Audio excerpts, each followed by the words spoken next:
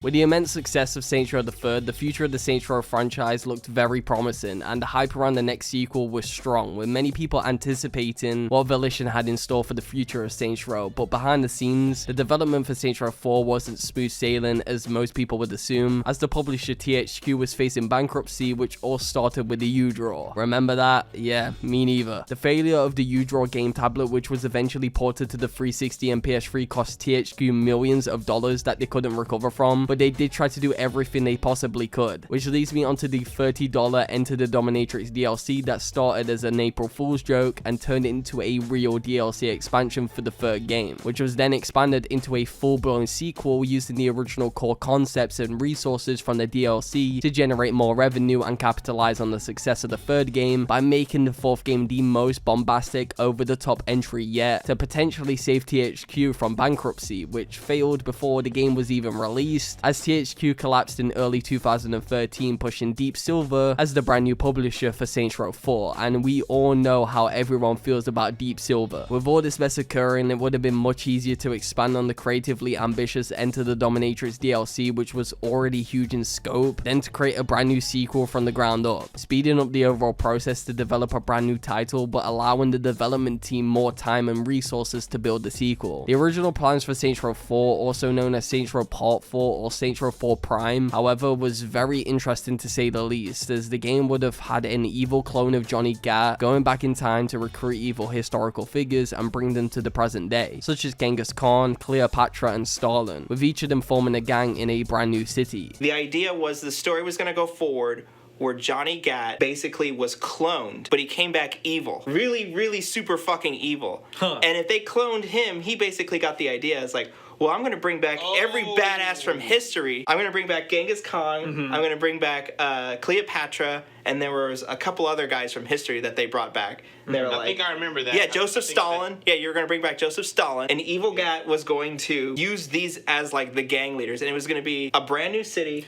Oh, shit. Because Evil Gat basically had all these guys that were going to come out and kill you. We were going to have a brand new city. We were going to have some parkour. It was like, shit, we keep trying to get parkour into the game. Like every Saints Row, we try to put parkour into it. There's no time machine. It was a continuation after 3. It was a brand new city. Right. There's even concept art for the original project, but this change in direction with the game came at a cost, as Saints Row 4 is regarded as one of the most hated entries into the franchise, but easily is one of the most misunderstood, and definitely isn't as bad as people claim it is. Saints Row 4 is kind of our attempt to go and bring these people together into one big happy Saints Row family. Before we actually get into the meat and potatoes of Saints Row 4, let's go over the collector's edition for the game, which is easily one of my favorites in my collection, titled Saints Row 4 The Dangerous Wub Edition, which includes the game, a statue of Johnny Gat, a dubstep doomsday button with a key, and a replica dubstep gun. I also own a sexy Saints Flow can, which is unopened and definitely out of date, but these Saints Flow cans were given out at the midnight launch of Saints Row 4, and there was even a giveaway for some Saints Row merchandise if you took a picture of yourself with the Saints Flow can and uploaded it to the Saints Flow website. There was also a collector's edition titled the Super Dangerous Wad Edition, priced at a whopping $1 million, with only one available. That included the Commander-in-Chief edition of the game, a Virgin Galactic space flight, a full-size replica dubstep gun, a hostage rescue experience, plastic surgery, a spy training day, a shopping spree with a personal shopper, a capsule wardrobe, 7-night stay at the top royal suite at the Burj Al Arab in Dubai, a week for 2 at the Jefferson Hotel in Washington DC, first-class flights to both Washington DC and Dubai, a Lamborghini Gallardo, a new Toyota Prius with 1-year insurance, and finally a year's supercar membership. What the actual hell? Unfortunately, nobody actually bought this collector's edition, as many found out that buying each of the experiences and items individually would actually be cheaper than purchasing this insane collector's edition of the game. One thing I did forget to mention is that the game received a re-release made for the PS4, Xbox One, and eventually the Nintendo Switch. Overall, this re-elected version is just a slight remaster with all of the DLC and the expansion Get Out of Hell. There's honestly no real difference at all compared to Saints Row the 3rd Remastered, as that game right there was a complete overhaul of the original. Anyways, with that being said, let's get into the main story of Saints Row 4, which starts with a short glimpse of what is to come. It is a truth universally acknowledged that every now and again a situation arises that defies explanation. And so it was with the ascension of the 3rd Street Saints. When the Saints made their presence known to the world in 2006, they were decried for being pretenders to the throne. The people were confused. Were the Saints sociopathic killing machines hell-bent on destruction? Or puckish rogues living a life of mirth and whimsy? The Saints needed clarity of purpose, and so the course was set. More fun, less mercy killing. This simple choice revitalized the Saints, transforming them from a degenerate street gang into beloved pop culture icons. But even then, the Saints were not satisfied. For it's one thing to be revered as a hero, it is another to be a hero.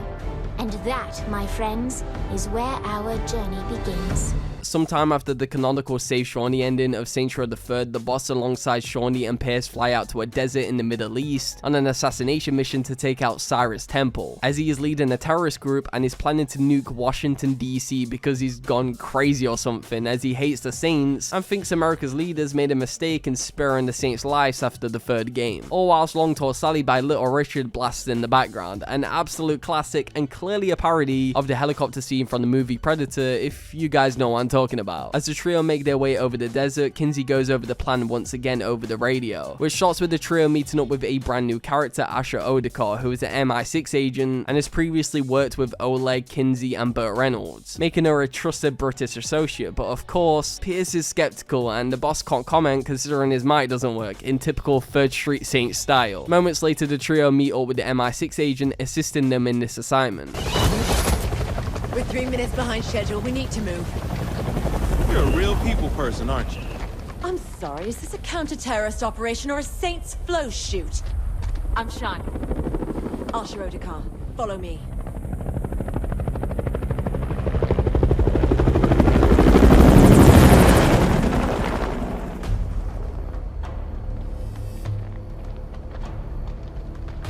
We're here. Didn't expect them to be all business. We know what's at stake. Do you? Look, lady, this motherfucker knows how to get shit done. Don't you worry about me. What's security? My tech guy brought us a 10-minute window. If we move fast, we'll only need to worry about the guards on foot. How many of those are there?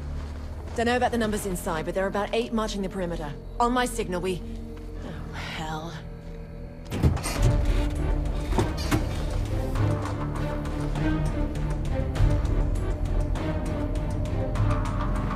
We gotta move! حسب الله يخرب بيتك وقعد.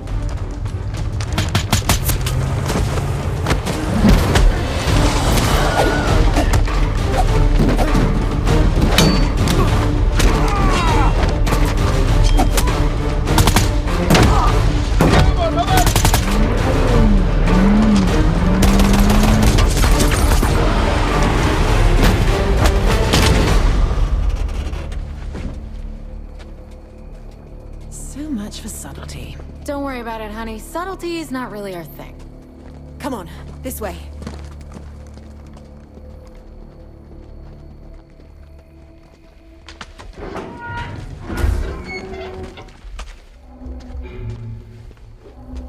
Now we're in the terrorist hideout, we find out that Matt Miller is now working with MI6 after leaving the criminal life, overall redeeming himself, and he too is working with Asha on this mission as the intelligence handler, which of course Kinsey does not like in the slightest, as they have a long history of beef back in Steelport. Despite Kinsey's disdain towards Matt, the team push forward and the boss stealth kills a nearby enemy Splinter Cell style. With the enemy quickly dispatched of, Matt informs the team that the nuke is deep within the compound and is ready to take off, so with no time to lose, Asha opens up the gate and the team find their way to the comm room for a few terrorist goons, all while Cyrus monologues over the radio showing how insane he truly is. It's kind of funny how the Saints have gotten so far under Cyrus's skin, like he literally became a terrorist just because everyone likes the Saints and he was exiled from America. Moments later, the Americans start firing on the compound in hopes of stopping Cyrus, but this doesn't stop the Saints from pushing on with their mission, and they continue to fight their way to the comm room. Aiming is quite weird in this section, as the game game likes to change your shoulder aim every few seconds, which was quite annoying, and I have no clue why this was the case. Maybe because the boss is constantly in a crouching stance, I don't know, but thankfully this only happens in the prologue. The boss then breaches the door to the comm room and takes out the enemies in a cliche slow-mo section, reminding me of every single Call of Duty campaign, which is a complete misdirection of what the actual game is. But I do appreciate the variety in which this entry brings, making most missions feel a lot different from one another, especially the prologue, as the prologue stands out as its own unique thing. With the enemies in the comm room taken care of, the boss goes after Cyrus, but it's unfortunately knocked down by a goon that quickly gets taken out by Osha, which is just a minor setback as the boss hops back up and continues his pursuit against Cyrus, eventually stopping him before he can launch a nuke and engaging in an epic quick time event which are used a lot, and I mean a lot, in this game, just like the third entry. After defeating Cyrus in a battle to the death, the boss dashes him into a vat of chemicals, but before he dies, he pulls out the oldest trick in the book of villains and hits the trigger to launch a nuke before his inevitable demise, forcing the boss to make the ultimate sacrifice and stop the missile from hitting Washington DC by hopping onto the missile and ripping out the wires, all whilst each of the Saints give their condolences to the boss, with Pierce being the most emotional. Of course, it's Pierce after all. And the track I Don't Want to Miss a Thing by Aerosmith plays in the background, which is the theme song to the movie Armageddon, and this part of the game is pretty much a nod to that movie. Honestly, the licensed music used in this game is just top tier, I swear. Anyways, the boss finally disables the missile, preventing Cyrus from nuking Washington DC, and literally lands in the Oval Office at the White House, exactly where the boss deserves to be after saving America. Honestly, a great way to introduce this game. Insane, but great. And definitely not as insane as everything else in this game. We're then thrown into a character creation screen where we get to customize our boss, just like every other entry into the Saints Row franchise. And it's exactly like the last game's character creation, but this time Nolan North has his own voice option for some reason, and you can change the pitch of your voice if you're a complete psychopath, that is. The one thing I do like about the player customization this time around is the fact that the preset characters are shown as presidential magazines, considering the boss is now the president of the United States. Yeah, that's right, the president. This is a problem. It's not a problem. You alienated part of America. I alienated crazy people. You couldn't resist, could you? Jesus, not you too. This is a problem. I keep trying to explain that, but the president won't listen. Poverty is a problem. Apartheid is a problem. This is just a couple Here's of... the latest approval poll. We lost 20 points. We can get them back. They're at 20 points. I'll admit that's a little lower than anticipated. So you agree you have a problem? Nope, you do. You're the communications director. Fix this. Can you give me 100% employment? No. Will you get married? Fuck no. Then I think we're in trouble. King, can you have this thing's heir assassinated? Not when you say it publicly. You're more fun as a gang leader. We have a country to run.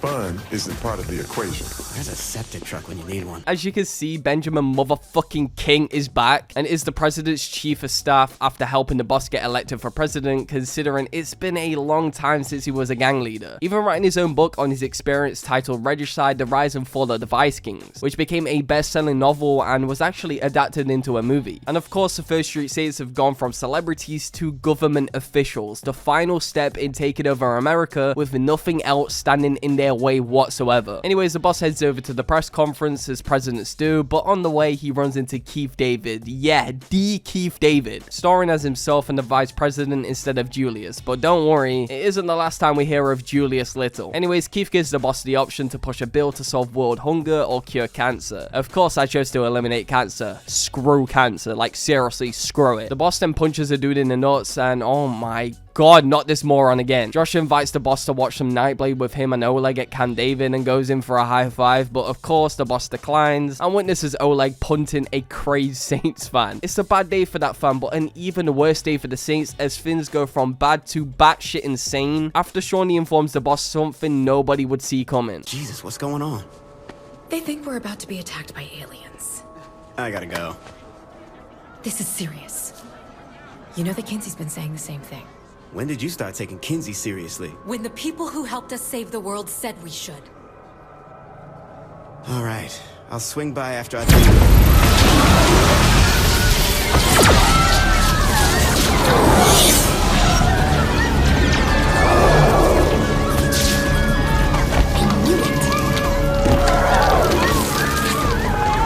Hello, humans.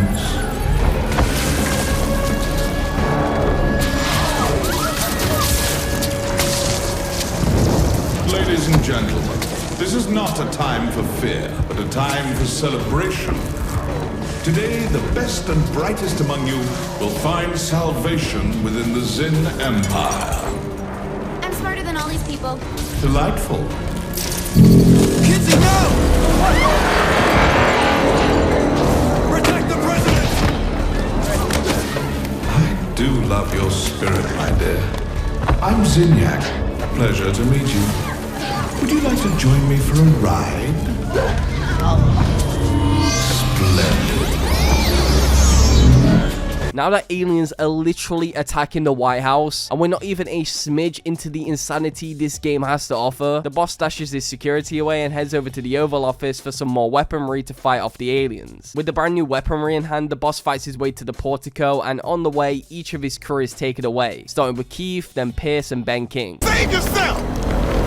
Fuck that! Save me! And finally, Osher and Matt, leaving the boss on his lonesome to defend the White House from the incoming aliens in one of the craziest turrets I've ever seen. Oh yeah, by the way, throughout the White House, you can find little Easter eggs from past games such as the Sums of Somdi voodoo doll, the Saint statue from the SR2 save files, Saint's graffiti, amongst many other things. Anyways, after destroying a couple alien ships, a beefy battleship pulls up and destroys the Washington Monument before the boss takes it down, forcing it to crash so the boss can greet the pilot to America.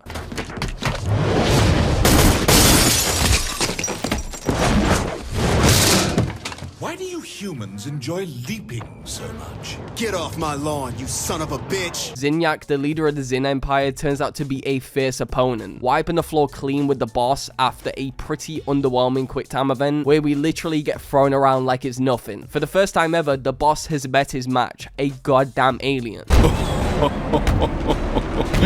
I'm going to have fun breaking you. I will say Zinyak is easily one of the greatest villains to come out of the Saints Row franchise. He's cunning and a true villain through and through, and the British accent just tops everything off. Like seriously, Zinyak alone makes this a great game and has to be the greatest threat the boss has faced. I will say I would have liked seeing more of the Saints being government officials and the boss being president, but I do enjoy the pacing as Volition clearly wanted this game to be balls to the wall insane and just do everything the player least expects.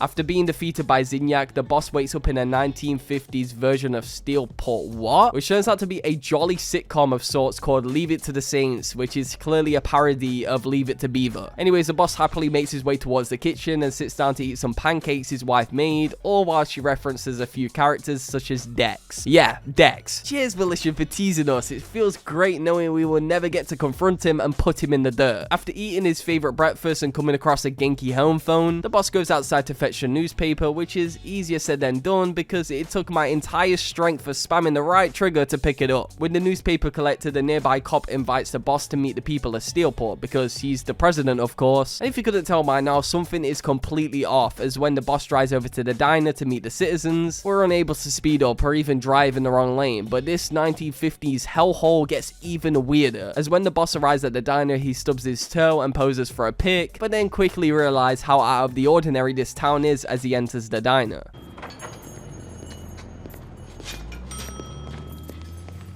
Oh my stars, it's the president! Hi, how are...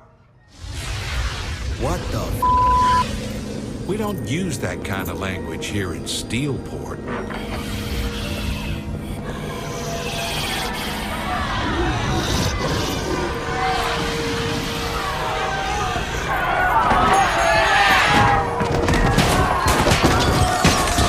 With nothing to do but escape, the boss hops in a vehicle and out of nowhere Kinsey contacts him, informing him on the situation he's in, which is the fact that this place isn't real. But before she can help him escape, the boss needs to cause chaos in the streets of the 1950s Steelport. So the boss does just that and takes out a bunch of cops, which in turn will disrupt the simulation, as the boss's deepest fear is a peaceful world and not being in control, and this simulation represents that, which definitely makes sense with how it's some sunshines and rainbows 1950s sitcom. Anyways, after taking out a few cops, Kinsey sends in a sexy RPG at a Genki fountain, and with the RPG equipped, the boss rains hell and causes mayhem till out of nowhere the sheriff of Steelport pulls up to stop him. But of course, this is the boss we're talking about, so he easily takes the sheriff out, receiving a congratulations from Zinyak shortly after.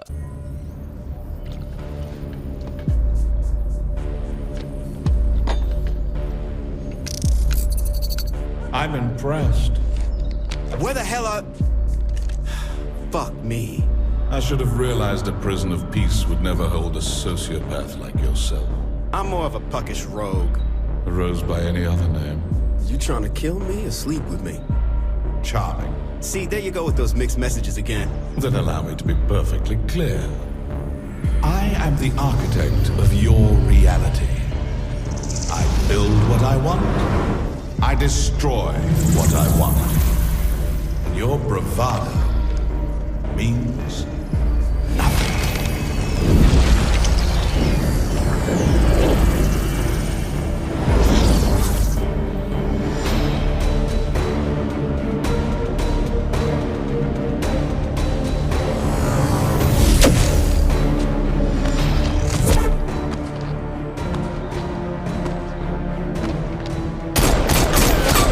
Fighting back is pointless, my friend. There's nowhere to run. You belong to me. Now, on to more pleasant things. I'm going to place you in your new home. Try to run again, and I'll destroy your pitiful planet. Did you ever?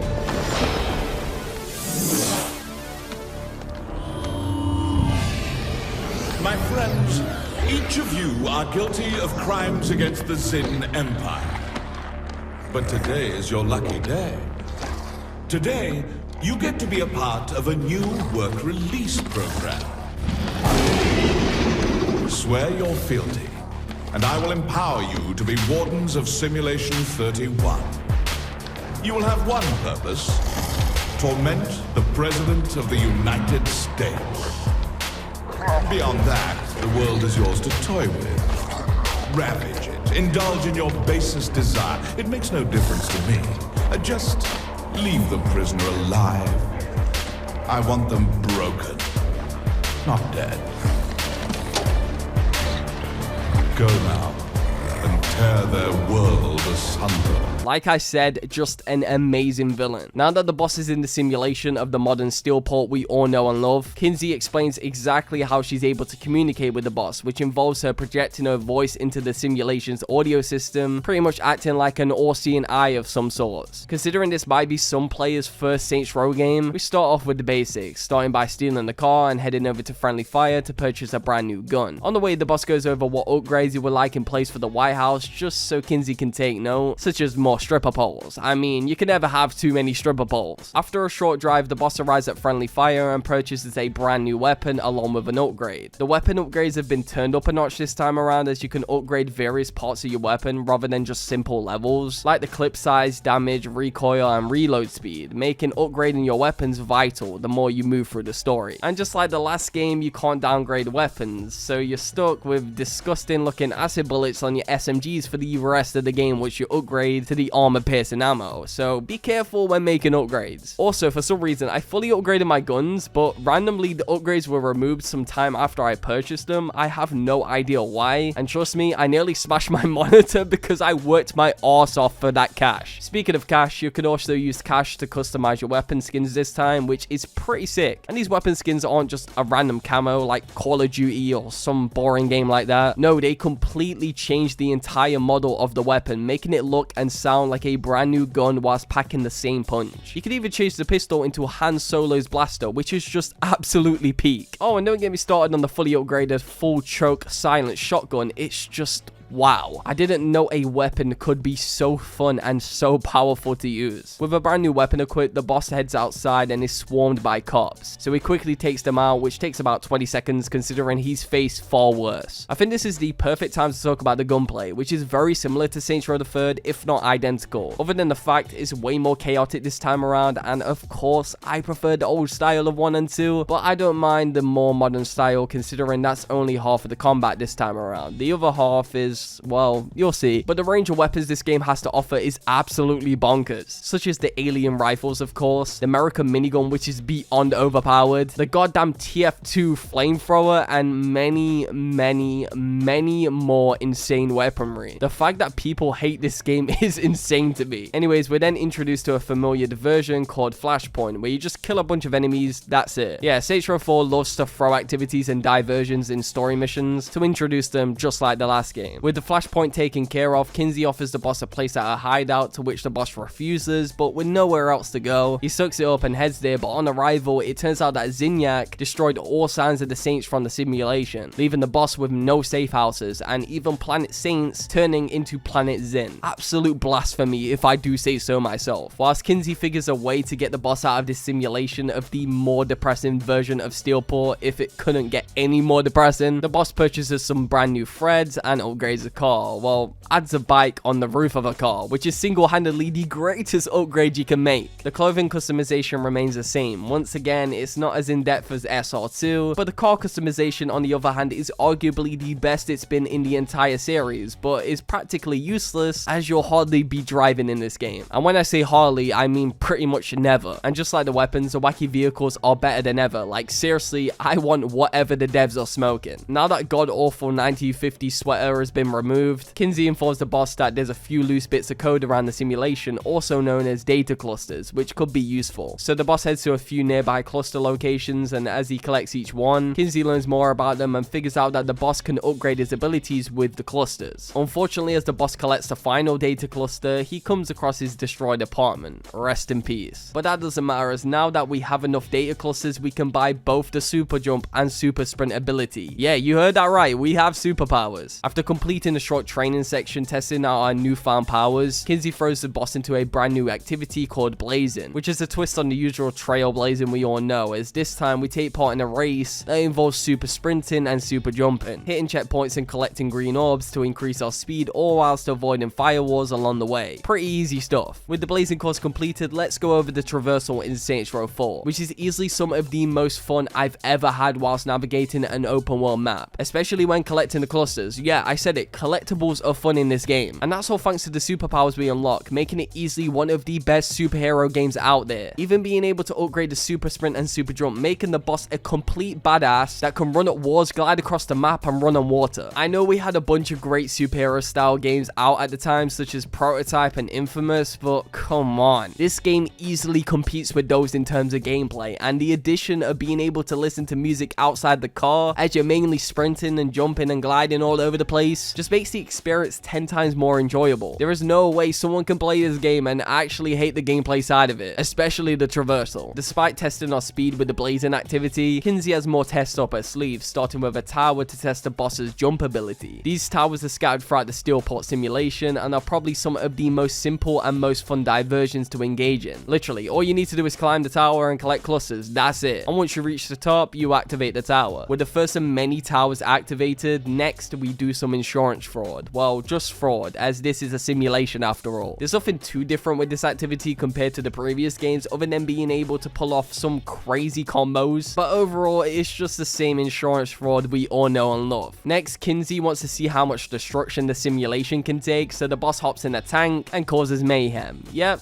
the mayhem activity returns. This time with multiple twists like tank mayhem, as you can see, the usual mayhem but using a black hole gun or the stomp superpower, and this version of the activity sucks balls by the way, telekinesis mayhem, and finally mech mayhem. Why so many versions of mayhem? I have no idea. Now that the boss has caused some mayhem, Kinsey has one final task for him to do, which involves shutting down one of the Zin hotspots, and just like everything else in this game, there are multiple hotspots dotted around the simulation, but thankfully they aren't too difficult to shut down. Well, if you're well equipped and upgraded enough, that is. Anyways, at these hotspots, all you have to do is disable the generators, creating a shield, and finally disable the main controller, shutting down the hotspot, all whilst eliminating aliens. Once the boss shuts down the hotspot, one of Zinyak's pet wardens pull up to take him out, but little does he know, he's the president of the United States, and the boss takes the warden out with ease, absorbing him and his power with some epic button mashing. Absorbing this warden grants us the freeze blast ability, so Kinsey transports the boss to a training area to test it out. The freeze blast power will prove to be useful, as if you use it on enemies, you can freeze them for a short duration or disable a warden's shield, allowing you to take them out with ease, even being able to collect clusters from walls by blasting them and taking down UFOs with one single blast. If I'm being honest, this is easily one of the best superpowers right off the bat. Not the most overpowered one in my opinion, but definitely a close second when it's fully upgraded. This isn't the only superpower we get, as the more we progress through the story and take down the wardens sent by Zinyak, the more powers we unlock, and just like the super sprint and super jump, we can upgrade each individual power, even having different elements for said power, like being able to shrink enemies. Oh yeah, and Kinsey Kinsey grants us the ability to recover from being knocked down, which is insanely useful because 90% of the time, you're getting knocked around. Now that the boss has gotten the hang of this newfound blast power, Kinsey informs him that she's constructed a door which will allow the boss to leave the simulation. So the boss quickly heads to the door's location, and on the way we find out more about the Zin invasion. So pretty much the simulation is designed to keep the best and brightest specimens from various worlds, but luckily the entire planet Earth hasn't been hit yet, so there's still time to save the others, such as our boy Oleg. Kinsey also lets the boss know that she'll pick him up once he's out the simulation, which is nice to know. Hopefully she doesn't take the piss. Before we leave the simulation, I want to go over the return of Steelport, which is heavily criticized amongst players for being a literal recreation of Steelport with minor changes as it's a simulation. But considering this game was originally supposed to be a DLC expansion for the third title, it makes a lot of sense why we're not super sprinting around a brand new open world. I honestly think the lifelessness of this city complements the world, making it feel like a simulation, which is what it's supposed to be, with the pedestrians having a glitch style effect on them as they aren't real, and the city being littered with Zin Empire propaganda. Overall, I feel like the city just makes sense, but I understand why people feel the way they do about it. After a few minutes of running and jumping, the boss comes across a door, but after trying to boot it down, it turns out it isn't the right door, as it's actually the glowing blue door next to him. Of course it is. Now we can finally leave the simulation and get back to the real world.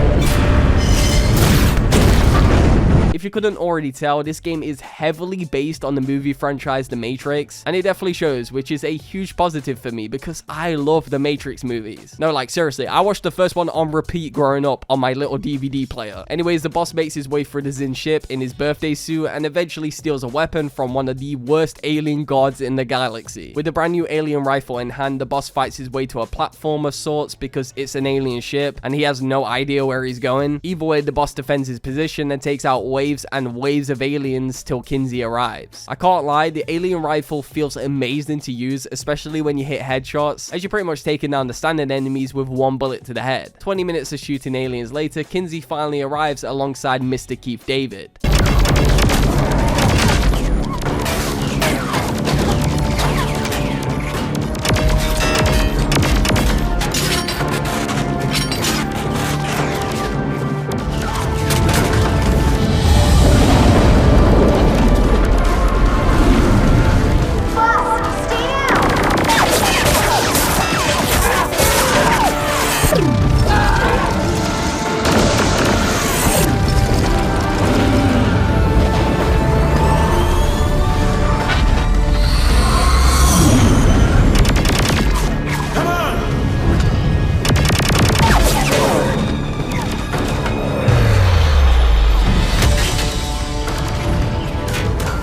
The right runner, mate.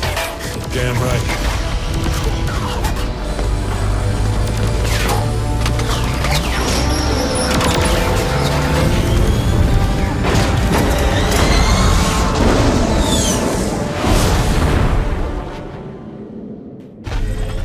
Let me take the stick. I'm getting us out of here. Gee, Kinsey, thanks for saving my life. Why, thanks, boss. I love being appreciated. Boss, I'm the president now. When did you turn into such a jerk? Surprise, Kinsey. I've always been an asshole. Thank you. I mean it. You're not wearing pants.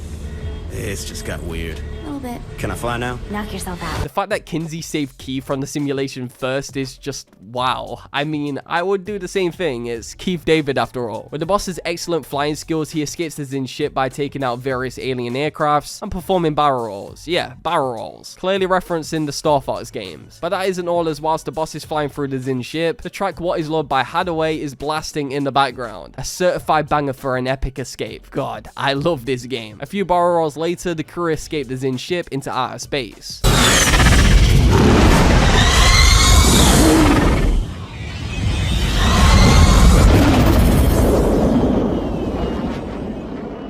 We're not really leaving the others, are we?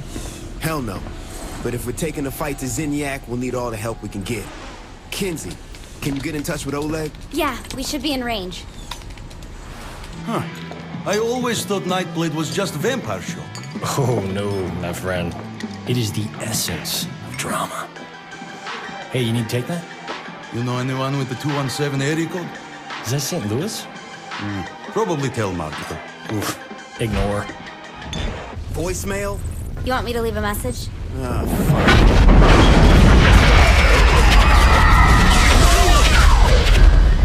It's all gone. Well, I'd say this was a productive day. You're a fucking monster. Oh, don't act surprised. I told you this would happen.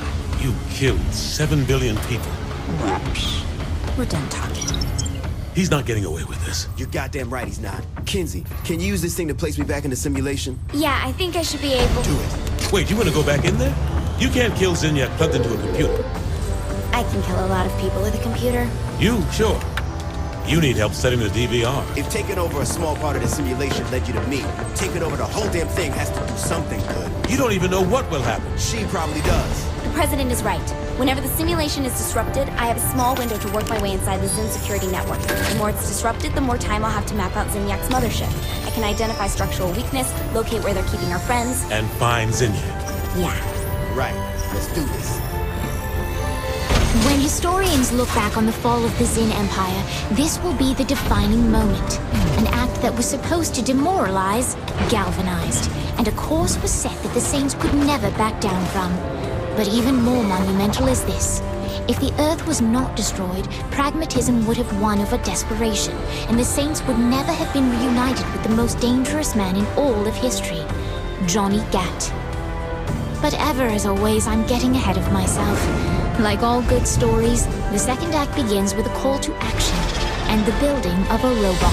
What a twist, and one that I did not expect coming the first time I played this. But one thing I don't understand is, do Oleg or Josh watch the news at all? Because I'm sure aliens attacking the White House would be a huge deal, and it's been a considerable amount of time since the Saints were abducted, but whatever, I guess. I just won't think about it. They're long gone anyway. Rest in peace, Oleg. Considering we need to take the fight to Zinyak, especially after blowing up Earth, we need to wreak havoc in the simulation and locate the rest of the captured Saints. But first, I want to go over the gateway functions, which are located at every simulation exit and act similarly to safe houses where you can customize your gang, change clothes, spawn whatever vehicle you have stored, you know, the usual. I mean, what's a Saints Row game if you can't customize your gang, despite not really being in the street gang anymore, and the Earth being destroyed on top of that? Anyways, back to taking the fight to Zinyak. The boss starts small, and by small I mean hacking the Planet Zin store. Yeah, that's right, hacking. In order to actually purchase from stores in Saints Row 4, you have to hack it first, but luckily they're quite easy to complete and not really challenging even on the higher levels. Either that or I'm just way too good at hacking puzzles. Unfortunately, hacking the store tripped an alarm and sent a ton of police officers to the boss's location, so he takes out ways of the Zin police, who are actually aliens in disguise and can spawn in with portals. We're going to be seeing a lot of those portals, trust me, but destroying them prevents the aliens from spawning in, so that's good to know. After taking out the portals, a glowing golden command robot pulls up, which actually controls the security program, so the boss quickly takes it out, in turn wiping the notoriety, which is something you can do anytime you gain any sort of notoriety from the Zin. Considering that we have now unlocked a couple of the collectibles in Saints Row 4 from completing this mission, let's quickly go over them. Starting with Zinyak statues, which are statues across the simulation that you have to destroy. Pretty easy. Next we have Zinyak's text adventure, which are random TVs dotted around the simulation to collect. And once you collect all of them, you gain access to a text adventure that tells the backstory of Zinyak, which is quite interesting and makes you understand his character a whole lot more. Definitely something most players would miss. And finally, we have audio logs, which allows us to get more context on each character's past and their thoughts while they were in the Saints. Believe it or not, there's even audio logs from Julius, Tonya, and Miro, giving more depth to their stories that were never fully explored in the past games. The inclusion of these characters will make sense the further we get into the story, I promise. I know it seems random, but it makes sense. Moments later, a random computer robot dude informs the boss that if he wants to find his friends, he needs to meet him at his rift to help him keep it permanently open, as it causes chaos for Zinyak. So he does just that, and yeah, it's another activity. There's a few of these rift activities that are quite different from one another. As you can see, this specific rift, called the platforming rift, involves you jumping from platform to platform to gain connection points, earning more points from landing in the middle of the platform. Next we have the speed rift, which is easily the worst one, as for some reason it's the longest activity in the entire franchise. Like seriously, who created this? Anyways, all you have to do is collect orbs and avoid obstacles. Simple, right? fight? Well, not really, as the controls are beyond janky, which makes it super fun, I promise. Finally, we have the telekinesis rift, which is quite fun to be honest, and involves you throwing red or yellow bombs at the matching color targets quickly. Definitely one of the best activities this game has to offer. Whilst engaging in the platforming rift, the robot dude informs the boss that he can open a gateway between the boss's simulation and the other Saints, but only if he finds him a suitable body. So of course the boss agrees shortly before the robot gives the boss a present for helping him with the rift, which turns out to be a brand new fire blast power. Cheers mate. With the new power element equipped, Kinsey informs the boss that in order to help the robot find a body, the boss needs a control and interface device, also known as a SID. And luckily the Zin have a few in transit and are using them to bring that hotspot we took down earlier back online. So the boss quickly heads over to the hotspot, and upon arrival, Kinsey informs the boss that the Zin are also transporting a prototype weapon, which is of course right up the boss's alley. So he makes use of said prototype weapon, which turns out to be some pinball style gun where the bullets bounce around from one enemy to another, a fairly cool concept. With the aliens taken care of, the boss attempts to steal one of the devices, which results in two of them blowing up, but luckily the third and final one survives. With the device in hand while floating alongside him, the boss takes it over to a nearby rooftop to crack, which will allow Kinsey to input the AI code and give the robot a body in the simulation. After about 20 minutes of defending the device from incoming enemies, the device finally cracks and Kinsey attempts to input the code, informing the boss that it will take 55 minutes. Yeah,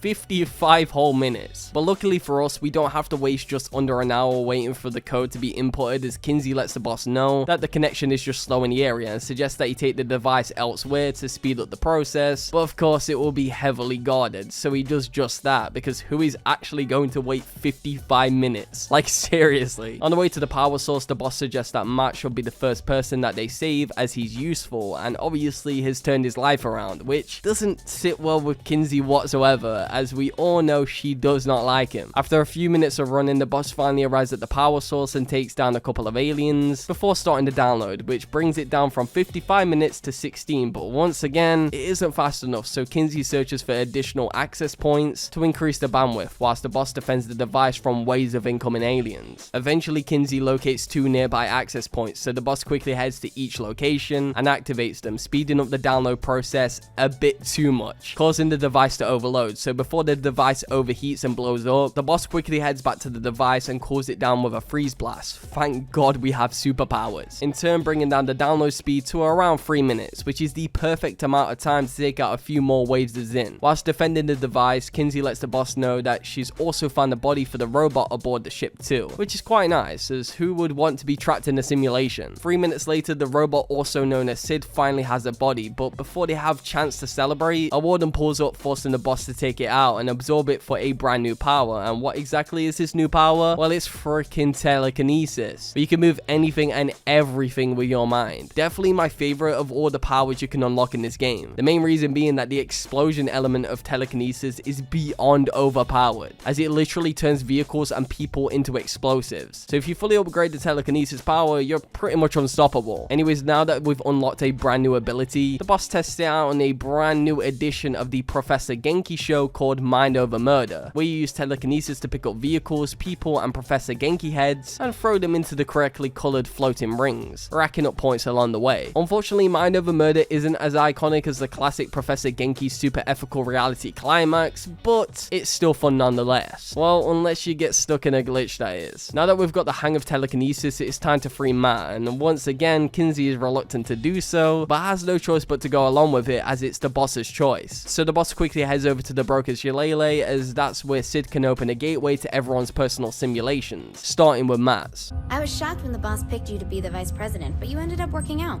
That's only vaguely insulting. Look, you sound just like Julius Little. Putting a guy who betrayed you in the number 2 slot seems like a great way to get killed. I'm nothing like Julius. Kinsey, we're ready. I'm sending Sid the jailbreak. Any last advice? When you're inside Matt's virtual oubliette, there's a decent chance that I'll be focusing on interfacing with the intrusion countermeasures, so pay attention to the console commands. Any last advice I'll understand? Don't get killed. Gotcha.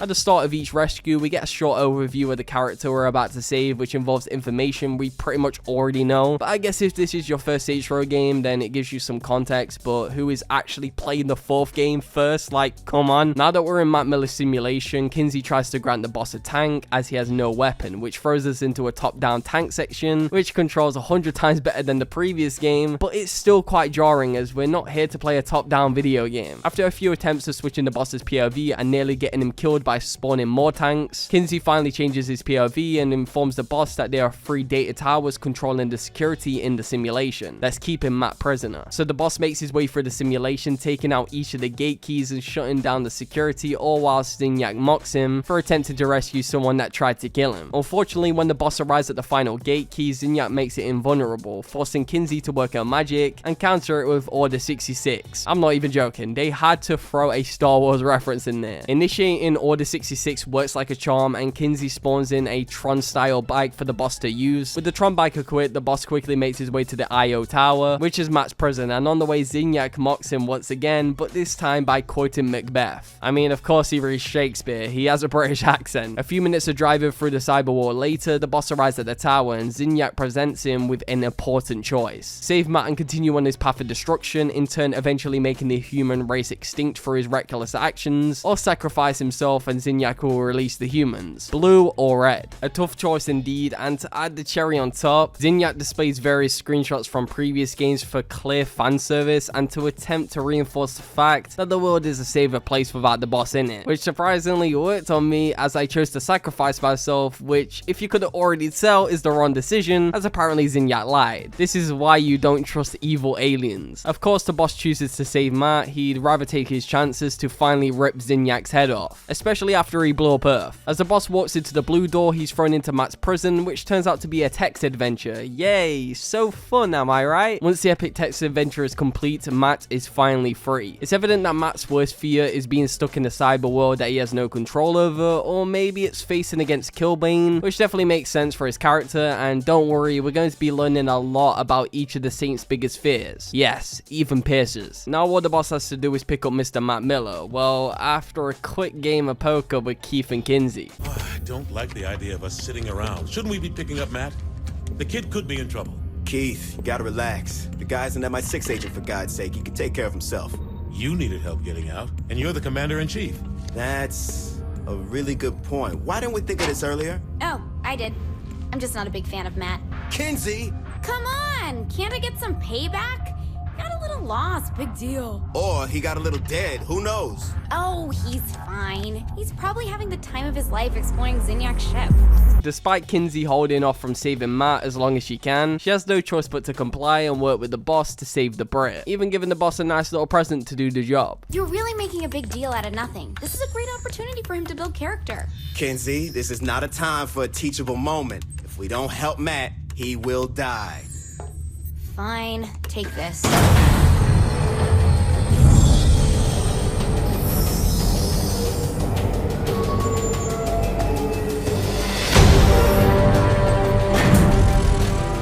You're beautiful. Thanks. I was talking to the robot. It's power armor. Same thing. Not really. A robot is an automaton, whereas power... Don't ruin this, Keith. With the power armor, I mean robot in hand. The boss infiltrates the Zin ship, learning the fundamentals of the robot, such as the melee attacks, and repairing, which involves breaking crates in the surrounding area. Pretty simple. Unfortunately, to the boss's surprise, the robot isn't equipped with guns, as Kinsey didn't have time to get them working, so the boss has to make do with the melee attacks. Eventually, the boss reaches a tiny locked door, and considering the robot is way too big, he improvises by using the jump jets, which are a core part of the robot, and allows the boss to hover for a short amount of time, whenever it's required. The boss then comes across yet another door, so he uses a shoulder bash move to break it open, and continues to fight through the ship to locate Matt. Also coming across various pods of not just humans, but different species around the galaxy that Zinyak has captured. A few minutes of hovering and ground pounding later, the boss finally finds Matt, and he's quite happy to be rescued, so much so that he didn't manage to find any pants. But there's no time to go clothes shopping, as Matt informs the boss that he'll be able to fix up the weapons on the robot, reinforcing his usefulness for the crew. So the boss defends Matt whilst he finds the parts for the weapons, which takes way longer than you would expect. Waves and waves of aliens taken out later, Matt finally finds the parts and fixes up the weapons, giving the boss access to goddamn cannons and rockets. This game is literally a power fantasy, I swear. With the fully upgraded robot, the boss fights his way through the ship whilst protecting Matt, but when the duo arrive at the pickup point, Kinsey takes her precious time to actually pick them up, forcing the boss to mow down hundreds hundreds of aliens till the guns jam, and only then she pulls up, finally saving Matt. But it isn't over yet, as the Zin chase after the ship, forcing the boss and Matt to hop on turrets and take out the incoming aliens in a fairly intense turret section. Everyone's favorite right there. Everyone loves those turret sections. Despite holding off the Zin, a beefy capital ship decides to join the pursuit, and unfortunately, the turret does no damage against it whatsoever, forcing Kinsey to fly the ship to a safe spot inside the Zin ship rather than in space, baiting the capital ship to an area where the boss destroys the panel after a second attempt because Kinsey doesn't know her lefts and rights, crushing the capital ship and successfully saving Matt Miller. Easy stuff. Now that the ship is safe, the boss catches up with the rest of the crew, and Kinsey discovers something quite interesting, to say the least. I don't want to sound needy or anything, but I just blew up a capital ship. You'd think someone could at least give me a high five. You need to take a look at this. A plane? Why would Zinyak want to build one of those? We're in deep space. It has to be another prison. Whose idea of hell is being trapped on an aeroplane? Me, Shaundi, and... oh my god. Johnny's alive. Boss, Johnny's dead. Who else would be stuck in a plane? Shaundi? It was a life-defining moment for her. It's the only thing that makes sense. You're wrong. I think she's making a lot of sense. She's wrong. Find out where this is. We're getting my best friend back.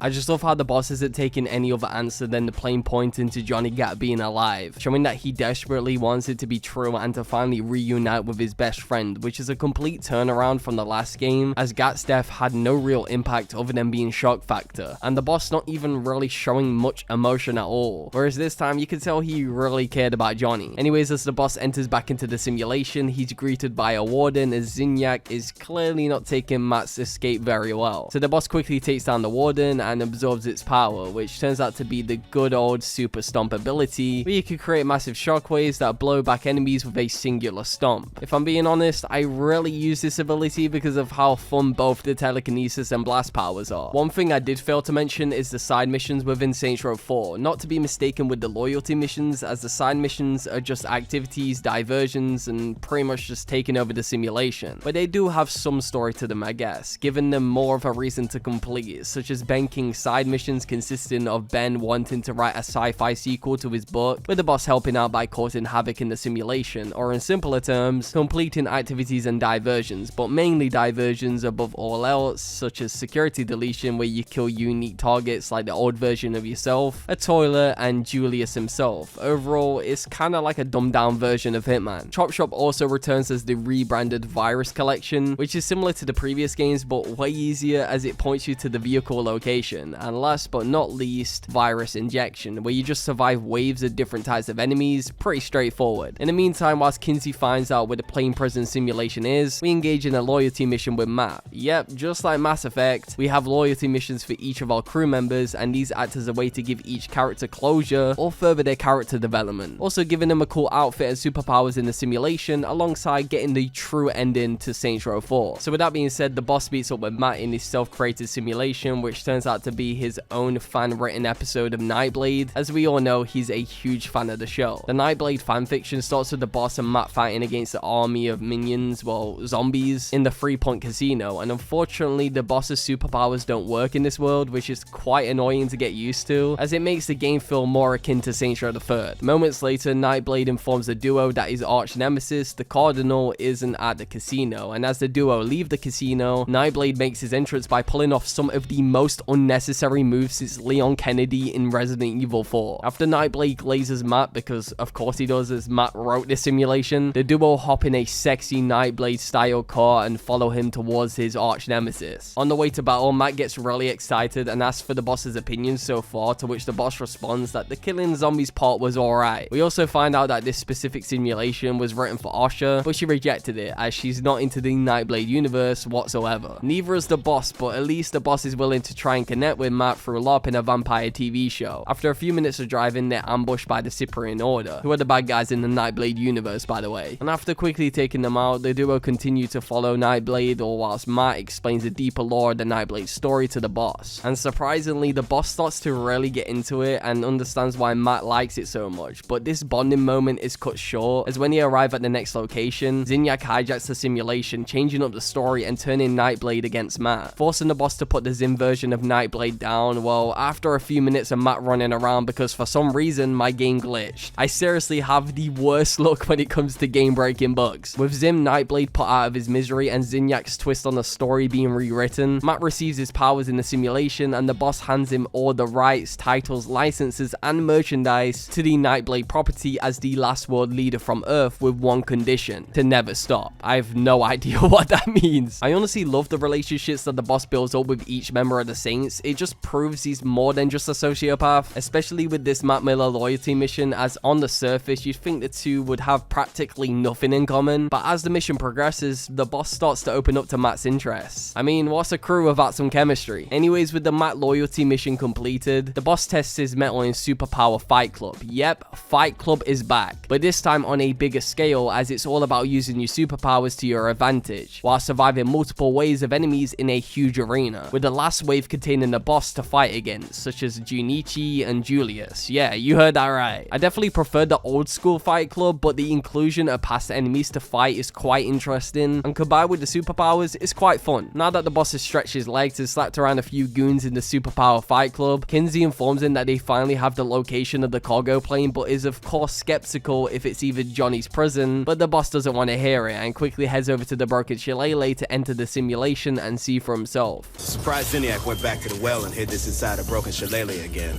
According to Matt's data, all of the submatrices are inside broken shillelaghs. That makes no sense. Zinniac's big on reuse.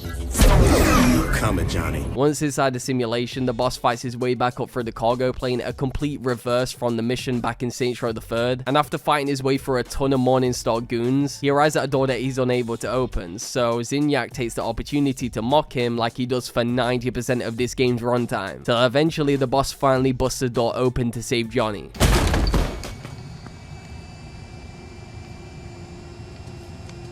Johnny, I let you down. I let us all down. We never should have ran. We should have stayed and fought, but we couldn't because of me. And I know people say it's not my fault, but if the boss didn't have to protect me, you would be standing here right now. I'm so sorry, Johnny.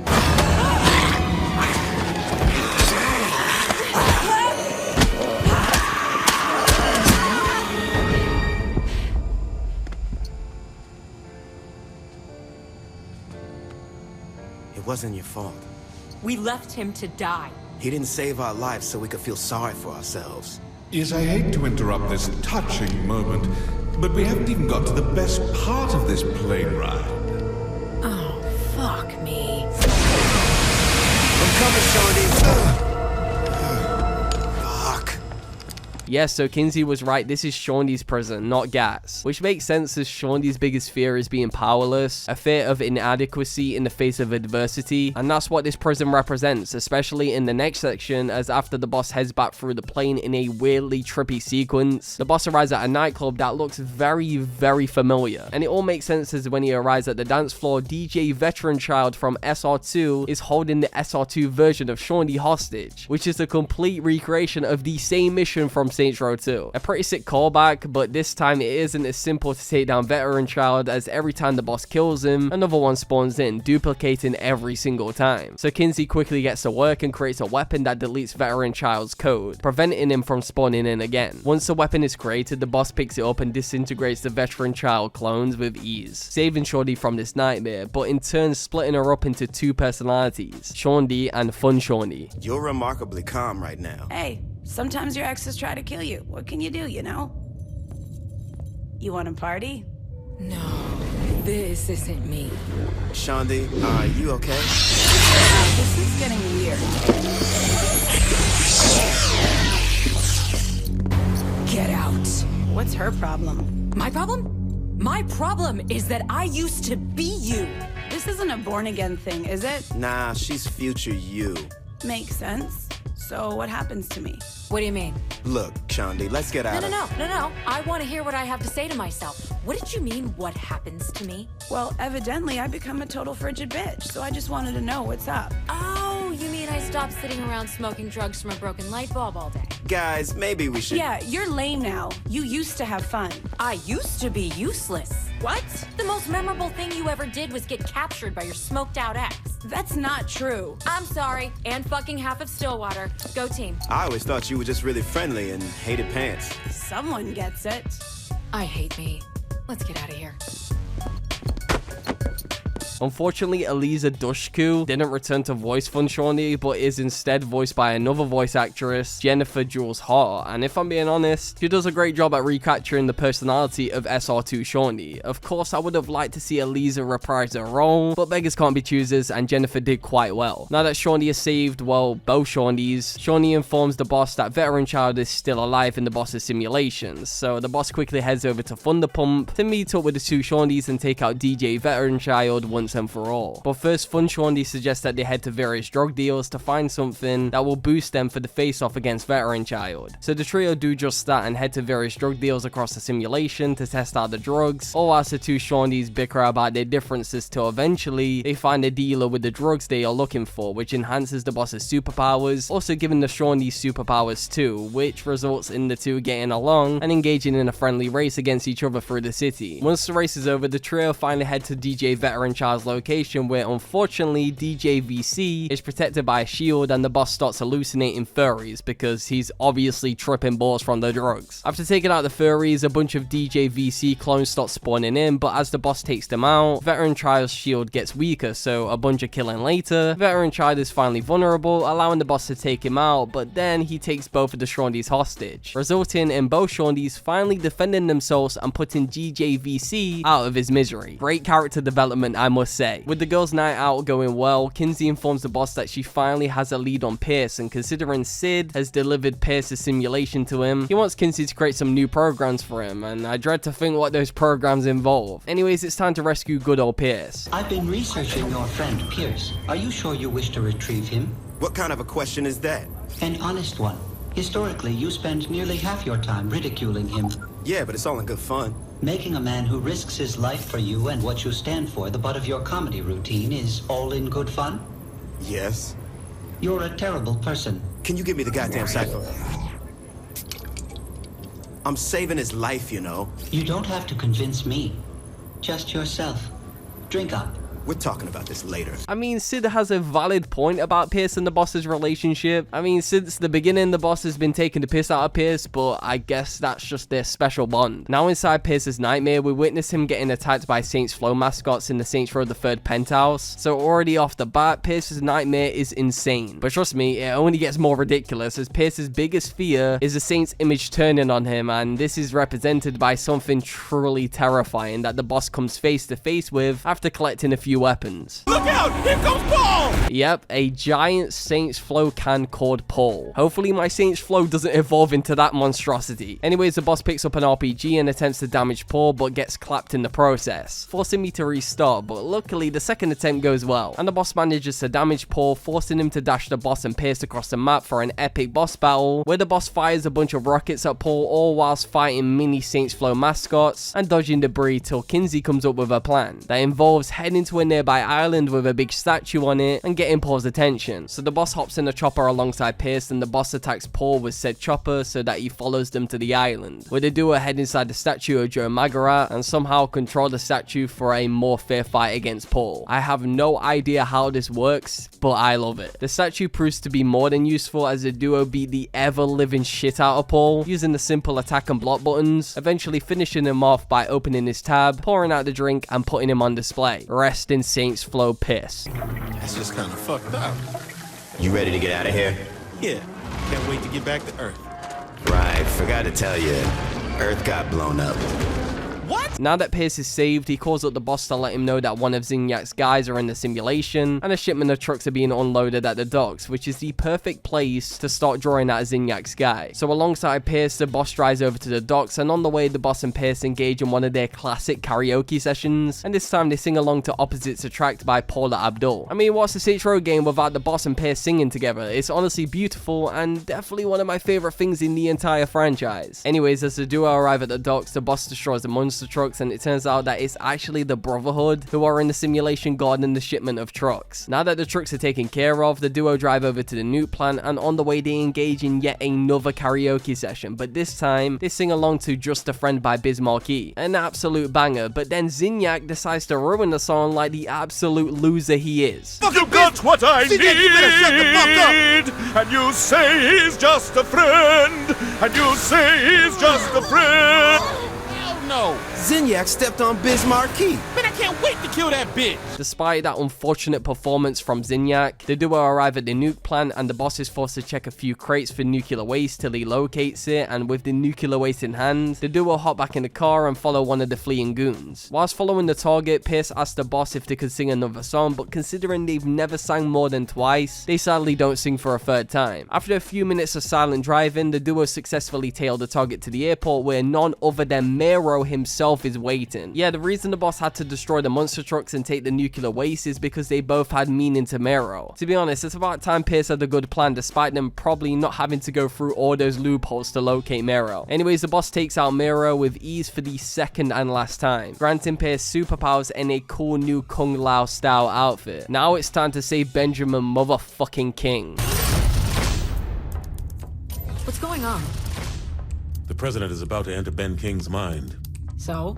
Are you kidding me? The boss is going back to a time when they weren't in charge. When was the last time you saw that? I feel like this is an invasion of privacy. When did that ever stop your administration? We never invaded. Yes, we did. Jesus, what did we do? I'm committing treason if I tell you. I think treason only matters if you have a planet on which to be tried. That was bad timing. You get to be quiet now. Okay. Now inside Ben King's nightmare, we see a recreation of Stillwater with the streets representing the original Saints Row intro cutscene, with the guy selling watches, the prostitute, and even the Vice King spray painting. The nostalgia meter is through the roof. Unfortunately, the Rollers and Los Carnales are nowhere to be seen, considering this is all about Benjamin King, the previous leader of the Vice Kings. After taking out a few of the Vice King members, the boss heads to the iconic Saints Row church to find Ben. And on the way, the boss reminisces about the past and talks about how he still dreams of the church, as it was his starting point, going from a regular Joe to a goddamn criminal mastermind, surviving explosions and saving America. It's crazy how far the bosses came, and I find this mission particularly special as we get to see where it all started one last time. Once the boss enters the church and finds Tanya, yeah, she's back too. At this point, who hasn't came back from the dead due to the simulation? Anyways, the boss finally locates Ben in the church, where we quickly find out that Ben's fear is the Vice Kings killing him as he's reliving the day that they turned against him. Despite being able to leave the simulation, King doesn't want to go anywhere before Big Tony and Tanya are dealt with. Oh yeah, and Tony is back too, I forgot to mention. After fighting for a ton of Vice Kings, receiving a sexy RPG present from Kinsey, and ending Big Tony for the second time, the boss and King confront Tanya, but of course she doesn't give up, forcing the boss to put her down and bringing back the classic hepatitis joke from the first game, before she magically disappears, allowing the boss and King to leave this nightmare once and for all.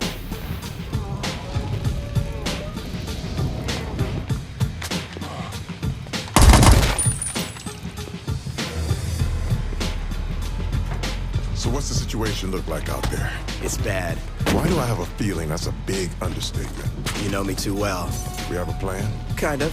Kind of? We're getting the band back together, and then we're gonna kill Zinyak. That's not a plan, that's a goal. What, you got a better one? Kinsey, you listening? Yeah. I want to turn this whole simulation off. You think you can do that? With my help, she can. I don't need your help. Yes, you do. That's why you saved me first. You saved Matt before me? Brilliant computer hacker, record mogul.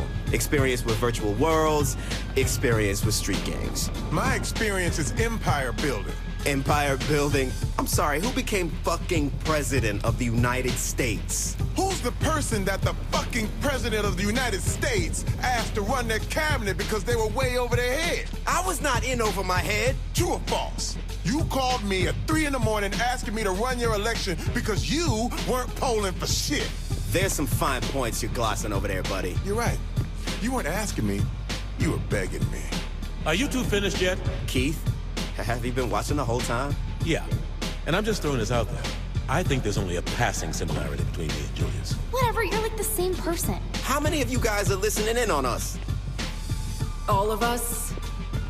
Let's not fight in front of the kids. Do you seriously have a plan? I do. Work it out with Kinsey and Matt and fill me in when we can execute. You got it. All right, I'm killing your connection, Benjamin. We'll see you soon. Hey, King. You really hate that you ended up in second place, don't you? Yeah. As you could probably tell, Ben King is voiced by the Terry Crews this time around because the original voice actor, Michael Clark Duncan, passed away before they could finish his recordings. But they did manage to record the entire Saints Row 4 cast, including him singing Just a Friend by Biz Markie in the credits, which is quite cool. I do love Terry Crews as an actor, but the original Ben King was iconic. And when I hear this version of Ben King, all I hear is Terry Crews being Terry Crews. Oh yeah, and Tonya is a different voice actress too, because we all know she used to be voiced by Meg Griffin. With Benjamin King now saved, the boss heads back to the main simulation and Matt informs him that Zinyak is pissed that he's breaking the crew out of their prisons, so he's flooding the simulation with hostile gangs from another simulation. But to track where these gangs are coming from, Kinsey suggests that the boss needs to destroy the relays masking its signal, and will only be able to track the relays with Sid's help. So once Sid is in the simulation, the boss heads to various ping locations and throws Sid into the air so he could track the relays, and with the relays located, the boss takes them all out whilst fighting gang members from the past such as the Ronin, the Morning Star, and the Vice Kings, which points to Johnny Gat potentially being alive, and these past enemies being spawned in from his subconscious. I mean, it better be him after that bait with Kinsey, I swear. Anyway, Sid, being the absolute pimp he is, attempts to ask Kinsey on a date and of course gets rejected, but then Sid swats his interest from Kinsey to Shawnee, which is, well, good luck I guess. Once the boss arrives at the last relay, he throws Sid into the shield generator to disable the shield and defends Sid whilst he works his magic, taking out a brand new enemy type in the process, the Marauder, which is a robot with a huge glowing weak point on the back of its head. They're honestly quite easy to come up against, but they do pack a punch, so getting hit by one of their laser explosions is quite deadly. Now that the shield is down, the boss destroys the final relay, allowing the boss to finally see the source of the influx. So the boss quickly makes his way to the source, and upon arrival, it turns out that the enemies are coming through some kind of portal, forcing the boss to throw the clones back into the portal till the SR1 default player spawns in. Yeah, you heard that right. After taking out the SR1 default player and throwing him back into the portal, the SR2 default player spawns in alongside the co-op partner. After taking out the SR2 co-op players and throwing them back into the portal, it finally closes, but unfortunately it's not all sunshines and rainbows, as the warden decided it was the best time to show its face. So with nothing else to do but put the warden out of its misery, the boss takes it out and absorbs it for the last and final superpower called Buff, which is my least favorite of the superpowers as it's quite underwhelming, as all you do is set enemies on fire as you run past them, also applying fire damage to your weapons. Well, depending on which element you choose. To be honest, it's more of a last resort superpower than something actually enjoyable to use, and it being your main power, but I will admit it's somewhat useful against shielded enemies. Now that the boss has prevented the simulation from being overrun with gang members from the old days, Benjamin King informs him that Tonya has found a way into the simulation to wreak havoc by corrupting people with a virus. But luckily, Matt has figured out a way to stop it. So to stop the infection from spreading and Tonya herself for good, the boss meets up with Ben and head to an alley where the boss takes out a few VKs and absorbs the first virus carrier, which changes his attire. The boss does this a few more times till the virus is finished, and the boss looks ready to bust some moves at the club. And speaking of busting moves at the club, the boss meets King at Technically Legal to stop Tonya. Well, after signing up for the amateur strip night and doing a questionable dance. This is Saints Row 4, ladies and gentlemen. Unfortunately, whilst the boss was in the zone, Tonya left the club, so the boss quickly heads to the roof and chases after her, attacks her, rinse and repeat till he finally finishes her, and dashes her off the roof for Mr. Benjamin King to finish the job. No, Tonya. You never should have fucked with me and my crew. Please, you don't have the balls. You never could die with dignity. This loyalty mission also transforms Ben King's getup from his usual outfit into Morpheus from the Matrix, which is quite cool. With Tonya finally put to rest, Matt informs the boss that he managed to track down Osha, so with no time left to lose, the boss meets up with Matt at the Broken Shillelagh to prepare himself to enter Osha's nightmare. I just think you're really building this up. And I think you're drastically underestimating how dangerous the mind of a super spy can be. Super spy? Jesus, man, I get you want to fuck her, but you don't have to build her a pedestal. That is beside the point. Yeah. Catch you later, man. I get it. This is beginning to be my personal hell, too. Kinsey, what am I wearing? You should see what your face looks like. Why? What did you do to my face? Matt told me some very specific concerns that she has about you. The fuck are you talking about? Where is he?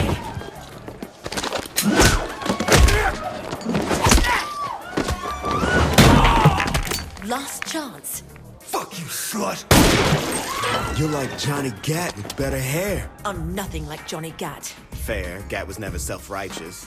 Don't you dare confuse duty with self-righteousness. Yeah, because those two never fucking overlap. Says the President of the United States. You say the title like it's a dirty word. It is when the role is filled by a psychopath. Hawkish roll!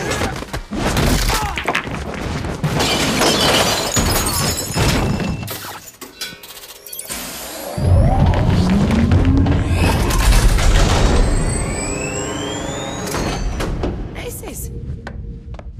You coming or what? What the fuck is going on here? Who are you looking for? Your evil twin. What? Yeah, the boss's evil twin. So pretty much Osha's mission is to kill Mr. X, also known as the evil version of the boss, as he's prepping an assault against America. Sounds pretty easy, but remember, this is Osha's nightmare and her biggest fear will come to light very soon. Osha opens up a door and the duo head further into Mr. X's base, where the boss takes advantage of the lighting situation as he takes out the lights, allowing him to move through the shadows and eliminate an unsuspecting guard. If you couldn't already tell, this is a huge nod to the Metal Gear Solid games, especially with the alert icons. And if I'm being honest, this is my least favorite rescue mission of them all because of how slow you have to move through each section. Like seriously, this mission is dragged out so much, and the fact that I really don't care about Osha, after moving through an air duct and taking out a few more guards, the duo arrive at a room containing two conveniently placed cardboard boxes. And if you know anything about the Metal Gear Solid games, then you already know what's about to happen. Box kill, box kill, box kill. Now that the cardboard boxes have run out of their usefulness, the duo arrive at a pretty scary laser room, and Osha suggests they move through it on some Resident Evil level shit, but of course the boss is not taking any chances and chooses to head through the nearby air duct instead. Pretty smart if I do say so myself. On the other side of the laser room, we get introduced to Mr. X himself. Stay on guard. Mr. X could be hiding anywhere. Asha, I thought you knew me better than that. Why would I hide when I can kill your friends in front of you? Say hello, Matt. Asha, Good talk. Wow, you're cold.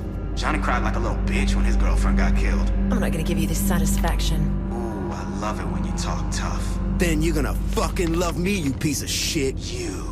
See you soon. Now that the duo are deeper into the compound, they come across hundreds of clones of Mr. X, also taking out a ton of Masako agents along the way till eventually they arrive at the final room where Mr. X sends in more of his henchmen for the boss to take out with ease. All whilst we learn exactly what Asha's biggest fear is, failing a given mission, because she's all about completing her jobs and saving lives. One thing I have failed to mention thus far are the murderbot enemies, which are bullet spongy robots that wield laser gun arms or mine thrower arms. Trust me, they're not fun to come up against, especially considering that some of them choose to crawl around like goddamn COD zombies half of the time, allowing them to get the jump on you. Anyways, after taking out Mr. X's henchman, he decides to finish off the job himself with his trusty sniper rifle, but of course, he underestimated the good version of himself as the boss easily takes him out by shooting generators to bring him out of cover so that he's vulnerable to draw 20,000 bullets into his skull.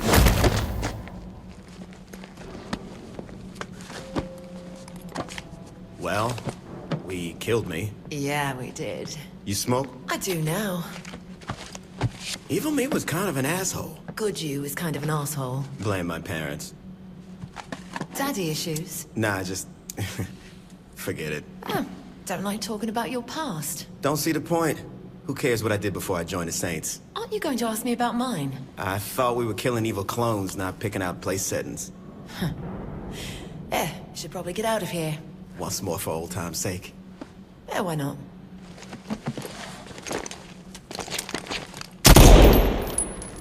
I think I've earned a smoke, to be honest. Now that Asha has been rescued, she informs the boss that she has something fun for the pair of them to do, and knowing Asha, well, somewhat knowing her, is going to be the most boring mission yet. Either way, the boss beats her with Asha and she explains exactly what she has planned, which turns out to be one of her training simulations, specifically a VIP escort job, so the boss can experience the life of a secret agent such as herself. Alongside Asha and the VIP, the boss drives over to the first stop, which is Planet Zin, and once they arrive, the boss finds out that it's the reporter from Genki Bowl, Tammy Tolliver, that they're escorting. Inside Planet Zin, Osha teaches the boss a lesson in evaluating threats, which goes horribly wrong, as he misjudges a potential threat and takes him out, later finding out that he was the nicest man in town. Rest in peace, I guess. With the first stop going, well, yeah, you saw exactly how it went. The boss and Osha escort the VIP to the second stop, and on the way, Osha drones on about MI6, yada yada yada. At the second stop, the boss heads to a nearby rooftop to stand guard and watch over the VIP with a sniper rifle, while she enters friendly fire alongside Osha. After a few minutes of being bored out of his mind and pretending to shoot stuff, no, seriously, this mission has to be the most boring one, especially with the lack of superpowers. Enemy snipers pull up to take out the VIP, so the boss quickly deals with the situation and neutralizes the snipers. With the snipers taken care of, the boss hops back in the car, and they do head to the third stop, where the enemies become 10 times more aggressive, which is of course Zinyak doing, because he just loves manipulating the simulation with his greasy hands. So considering that they need to get the hell out of there and over to the final stop, Osha calls in a rescue vehicle, but once said vehicle arrives, it's blown up by a chopper. But obviously this doesn't stop the boss, as he takes the chopper out and drives Osha and the VIP to the final stop. But as they arrive, Zinyak drops in a special present, Professor Goddamn Genki, who instantly kills the VIP. Well, that was a waste of time, wasn't it? Unfortunately, the boss can't eliminate Genki as he doesn't have superpowers, so Matt grants him his superpowers back, along with Osha's newfound powers too, and the boss takes out Professor Genki with ease. Now that we've had our pretty boring bonding session with Osha, Kinsey informs the boss that she's located Gat, so the boss quickly makes his way back to the ship to get ready to be injected into a simulation to rescue him, but the preparation doesn't go smoothly as one would hope, as Matt has his doubts about saving Gat.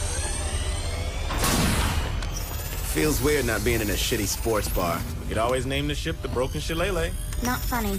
Kinsey, relax. Doing my best. Look, if you're worried about me going brain dead, I figure it's part of the deal. You have to say something. What aren't you telling me? Thanks, Matt. Kinsey? It's not you she's worried about. It's everyone else. Oh, this is gonna get real exciting. It doesn't matter. I have a feeling we're about to disagree. Saving Gat is a terrible idea. The fuck's got into you? You're out of line! Boss don't answer to you, honey. Bitch, you lucky we're standing in front of Keith David or... Stop it! He's right, okay? It's a terrible idea. In order to save Johnny, we have to tap directly from our ship into his mind, and that means Zinyak's going to know exactly where we are. You're asking Matt and I to paint a target on humanity's last chance so that you can go rescue someone we've never even met. And what's even stupider is that we're going along with it. That guy you just beat the shit out of is risking everything to save your friend. And you want to know why? Because we can't save ours anymore. Oleg is dead. Viola is dead. Earth is dead. So how about you stop being a fucking asshole and say thank you for giving us the hope you'll never have. I'm sorry. Yeah, well, you could have killed me back in Steelport, but you let me go. I can forgive a few punches. Okay then, get in the chair. Hey, boss, what you think Gat's mind is like? No idea. But if I had to bet, I'd say either a shooting gallery or freckle bitches. Sadly, Gat's prison is neither a shooting gallery nor a freckle bitches. It's a Street of Rage parody called Saints of Rage, and it plays exactly like those style of games. If I'm being honest, this is one of my favorite missions in this game purely from the style alone, because goddamn it looks amazing. And it actually uses your custom character as the player model, which is just wow. And I'm also a sucker for those old school side-scroller beat-em-ups. So this mission was just an absolute blast to play through. There's not much I can say about the gameplay side of things here, as it plays exactly like a side-scroller beat-em-up, so if you don't rock with those, you're gonna have a tough time. Anyways, the boss fights through VK members alongside Johnny to find Aisha and eventually fight Warren Williams at Kingdom Come Records. After defeating Warren, the duo fight for a few Ronin goons on the way to Aisha's house, but when they arrive, Junichi kills Aisha, but Kinsey resets the simulation to end the cycle of Gat's nightmare, and the boss saves Aisha and takes on Junichi, but upon his defeat, he upgrades into Super Junichi, but of course, he's no match for Gat and the boss. Once Super Junichi is defeated, Gat is finally free, and the Saints of Rage video game is completed. Were you right? No, side-scroller beat him up. Nice. I'm coming, Johnny. Kinsey, I need that robot up and running. It's really more like power armor. Not now, Keith. This rescue mission is exactly like Matt's, with the only difference being that there's more enemies, but more enemies does not bother the boss in the slightest, as the robot is beyond overpowered and can rip aliens apart with ease. So after tearing through waves and waves of aliens and robots, the boss finally reunites with Johnny after many years. And we even witness a retelling of what happened back in the plane in Saints Row the Third, which explains exactly why he's alive.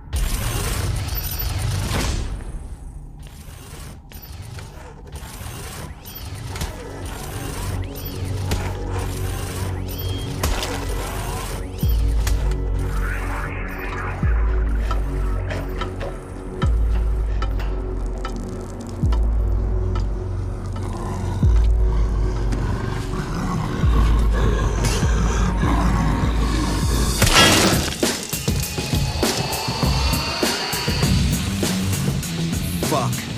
Yes. Johnny, what the hell happened? So I'm in the plane doing my thing.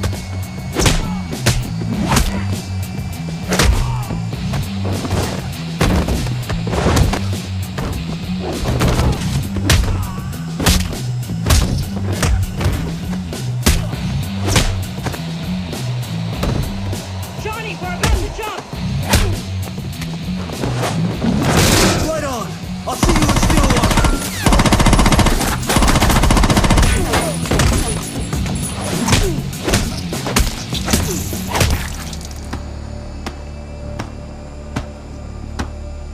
Rather.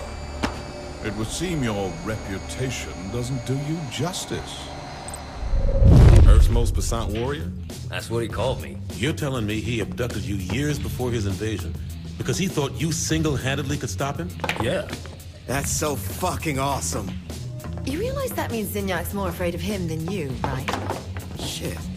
Johnny, go back to the part about the meat shield. Guys, don't take this the wrong way, but I spent years living in the past. I'm ready for the future. Good.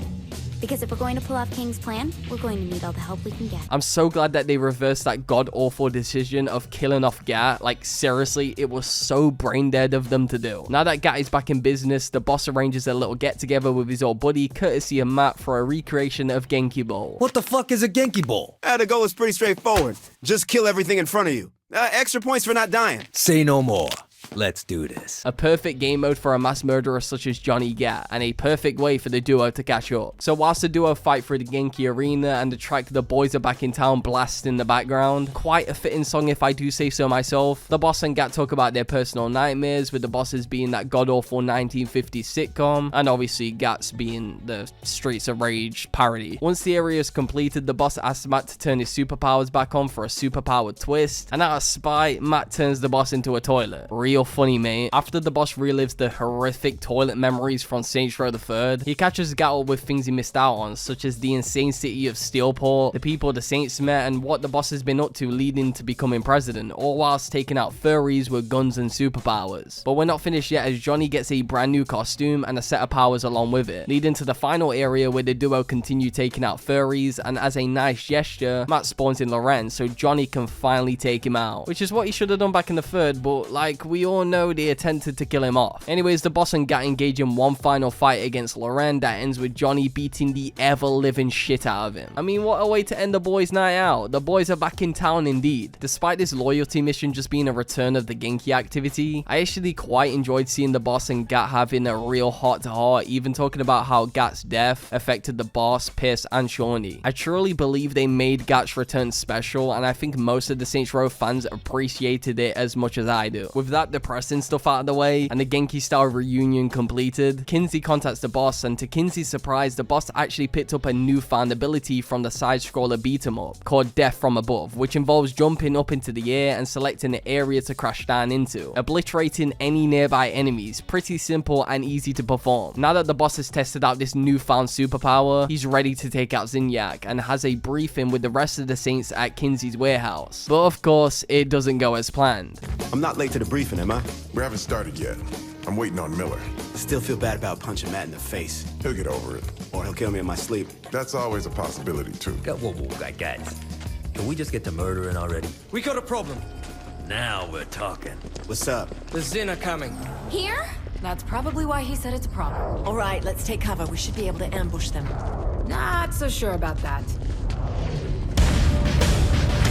So taking out Zinyak will have to be delayed for the time being as the Saints survive the incoming Zin attack, with the boss taking out a few enemy tanks with an RPG. One thing I did forget to mention is these god-awful grenades that the Zin throw that obscure your view and take away your powers for a limited time. Like, trust me, they're beyond annoying, and for some reason the Zin love to spam them every 5 seconds this far into the story. Either way, after taking out the tanks, Ben and Pierce hold off the Zin at Kinsey's warehouse whilst the rest of the Saints head to the roof to hop into a chopper and protect them whilst they escape in the car. After taking out a couple of roadblocks and protecting Ben and Pierce, the chopper unfortunately gets taken out of the sky, forcing the Saints to crash onto a nearby roof, but luckily for them, there's a Genki themed entrance that Funshawnee mistakes for a pet store. If we know Genki, this building is about to be filled with murder. After entering the conveniently placed entrance, the Saints quickly realize they're on the set of Professor Genki's super ethical reality climax, so whilst Kinsey hacks a nearby door, the rest of the Saints use the murder floor to their advantage, and defend Kinsey with turrets, also using the traps for some extra damage. Sometime later, we find out that the door is linked to a murder meter, so the Saints have no choice but to fill said meter by murdering a shit ton of aliens. Oh yeah, and Genki himself too, because why not? Now that the meter is filled and the door is open, Gat, Kinsey, and the boss escape in a sexy Genki mobile. God knows where the two Shawnees are. So whilst the boss protects the Genki mobile, taking out a ton of aliens and roadblocks, the trio go over the plan, which was in fact Ben King's plan that involves overloading the simulation, but of course they can't do that whilst the Zin know their every move. So all they need to do now is get back to the ship and find a way to cut them off. But it isn't going to be that simple, as after Ben informs the boss that he and Pierce are pulling out of the simulation, Zinyak spawns in and takes Kinsey hostage. Great, now we need to save another 3rd Street Saints member.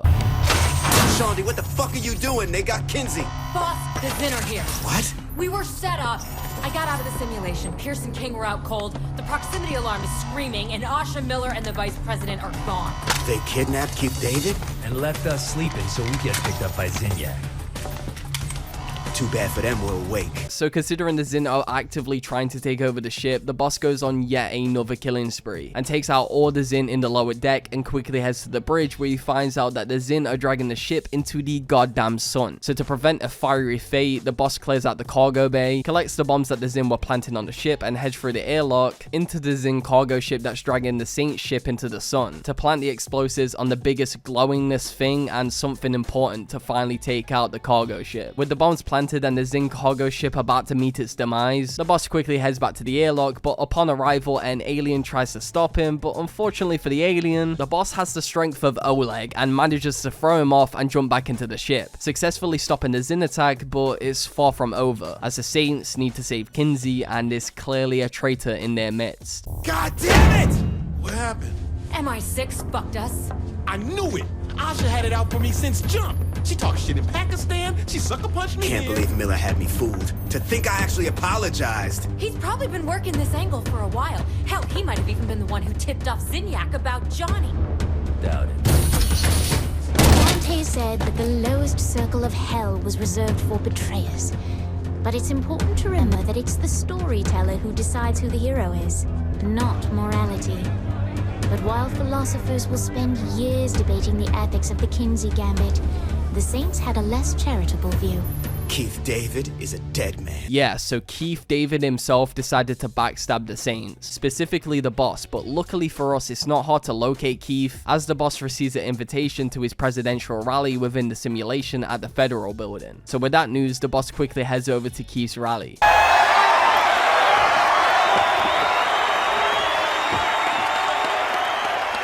My fellow Americans, I know firsthand what this war with the Zen has cost us. How many more need to die before we realize that the time has come for us to put aside our pride and focus not on division, but unity? Does Zinyak have a strong personality? Absolutely. But then again, so did the previous president. And you know what? When I look at the two of them, I see more similarities than differences. Both have proven leadership experience. Both maintain their composure in high-pressure situations. Both have a love of Jane Austen. But most importantly, both of them will not stop until they get what they want. For this war to end, we need to stop rattling sabers and realize that victory doesn't come from annihilating an enemy, but by making an enemy your friend. All of us are heroes in our own stories. The time has come for us to grow up and have perspective. Earth will have its salvation, but it will come on the back of humility not violence. Cute speech. Where's the part where you talk about selling out humanity? Humanity? Does that mean the 9 of us? Earth is gone because you provoked a madman. I trusted you, Keith. And I trusted you. The country trusted you. And look where that led us. So what, you're putting your faith in Zinyak? Giving up your free will to be ruler of some bullshit daydream? You don't get it. Zinyak said he can restore Earth. All I have to do is kill you. He's lying to you. Maybe, but there's billions of lives at stake. If he's telling the truth, what's one life for the greater good? You sound just like Julius. He was right. So Keith David decided, you know what, let me trust a psychotic alien ruler that blew up Earth, that also claims he can restore the planet, but is also making me president for life in a simulation, but only if I throw my friends under the bus and take out the boss. Yeah, that makes sense. Despite this unforeseen turn of events, the boss survives the ambush and chases after the vice president into the federal building, where the boss takes out even more alien attackers till he finally confronts Keith in the office. Well, more like Keith actually grows some balls and a conscience.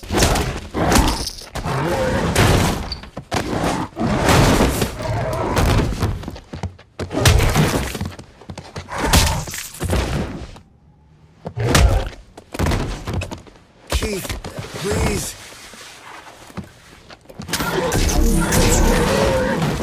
I know where they're keeping Kinsey. Keith, we had a deal, my friend. Now what am I supposed to do with a naughty little boy like you? Ah, enjoy your requiem, Mr. David.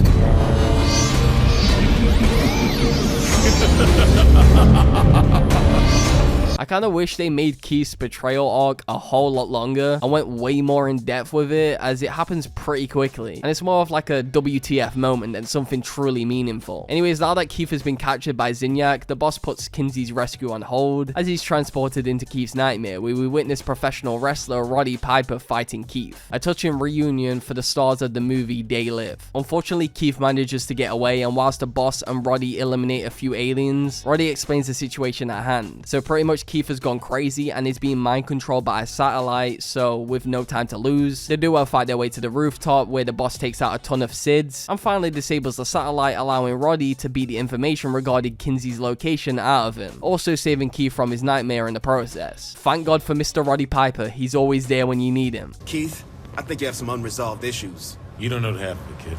Now come on, we've got to save Kinsey. Wish we could call Roddy for help. No one calls Roddy for help. He shows up where he's needed most. Let's go. If you were confused on what Keith's biggest fear was, well, it was being beaten up by Roddy Piper once again, just like in the movie They Live, where they have that epic fight. I mean, it makes sense. I wouldn't want to fight Roddy Piper either. Anyways, the information gathered from Keith David that he overheard from Zinyak turned out to be some sort of code that is connected to Kinsey's location. So the boss beats up with Sid, and Matt uploads the data to Sid, which sends him rushing to a location, so the boss chases after him, leading him to a secret room in the simulation made by Kinsey. But not just any secret room, a secret room with a cabinet. Are you sure this is the right place? Absolutely. What the fuck is all this? A map of the simulation. Where are all the broken shillelaghs? If it would make the map more understandable to you, I could create a hologram. God, no, we're good. So can you find Kinsey? In theory, yes. The time-consuming part will be identifying Kinsey's brainwaves in a sea of other data. Find whatever looks the most abnormal. It's probably her. Insulting, yet accurate. Good luck.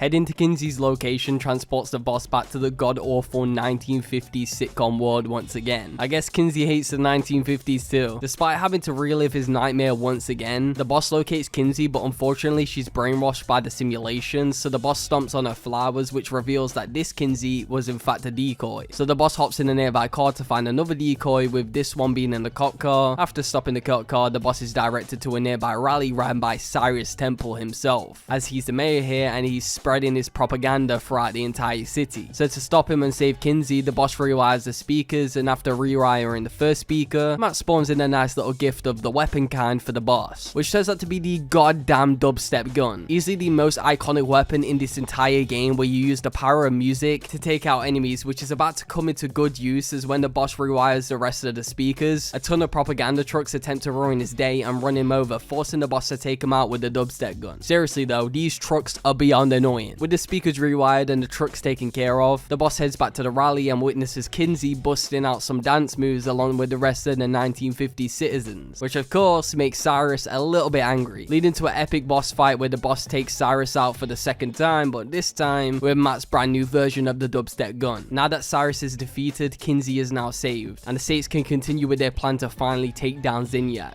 Kinsey, you're okay. You don't tell anyone what you saw. Do you understand me? Kinsey, it really wasn't all that. I said anyone. Hey, you got it. Just saying, it was a cute poodle skirt.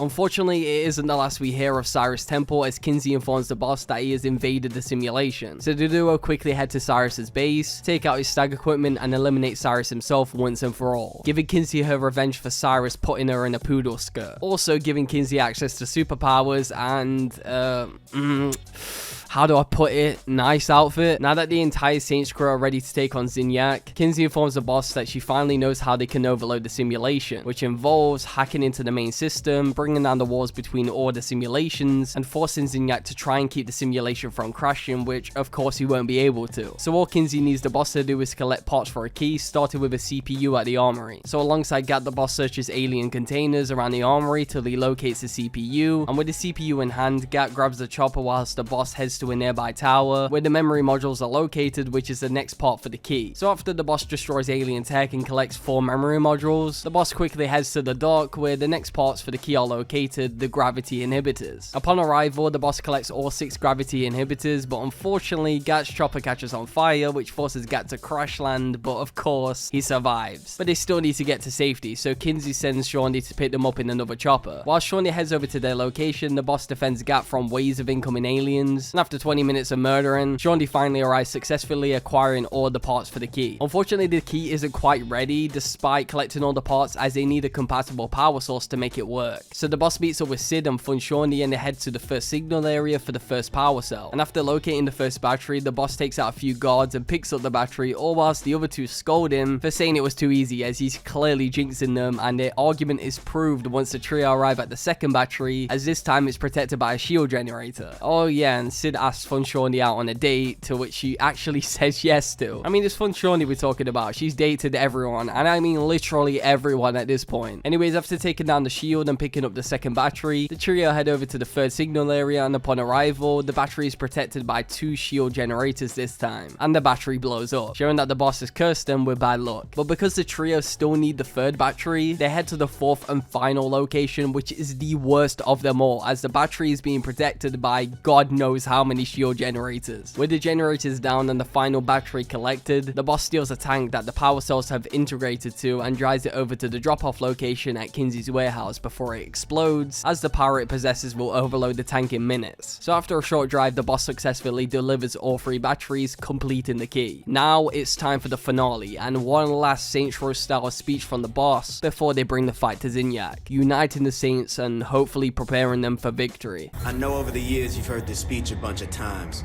Heard it? Bitch, I wrote it. But we need to remember why we do what we do. And today the stakes are even higher. Earth is gone. It's not coming back, and nothing we do today is gonna change that. But one thing we can do is get revenge. And you better believe we're showing this motherfucker humanity isn't dead, because we're still alive. This isn't about hope or faith or even about winning. Kinsey's right. Those things died on Earth. This is about will. This is about saying, I don't give a shit how many times you knock me down. If I'm still breathing, I'm standing right back up. And you know what? You can hit as hard as you want, because when I hit back, I'm gonna lay your ass out, bitch. It's our time now. Let's get this shit started. So the finale is split up into 3 different sections where you have to select 3 different teams: Shawnee and Pierce, Asha and Matt, and finally Ben King and Johnny Gat. The first team will help get the key into the mainframe, which involves the boss protecting the key with an alien RPG, till Zinyak despawns the truck, forcing the boss to use telekinesis and take the key to the Syndicate Tower, then defend Sid and the key whilst he works his hacking magic, and once that's done, the boss enters the system and defends the key as it enters the mainframe, disabling suppression devices and killing aliens along the way. The second team will help the boss overload the simulation, which involves an epic slow-mo walk sequence similar to the one in SR4 Development, and the team killing aliens and defending portals which spawn in characters from their personal nightmares to overload the simulation and fight on their side. In this instance, because I picked Pierce to be on my team for this section, Paul spawned in to help out, crashing the simulation and forcing the boss to escape before his brain is probably turned to mush, which leads to a pretty cool Easter egg crash scene where we learned that there was a potential Saints Row Dead Island crossover that never came into fruition. And this error screen takes us all the way back to the Saints Row 1 menu, back to the beginning. We have come so far, haven't we? Did it work? We bought ourselves a window, but you gotta move fast. What's the plan? We're gonna kill a lot of aliens.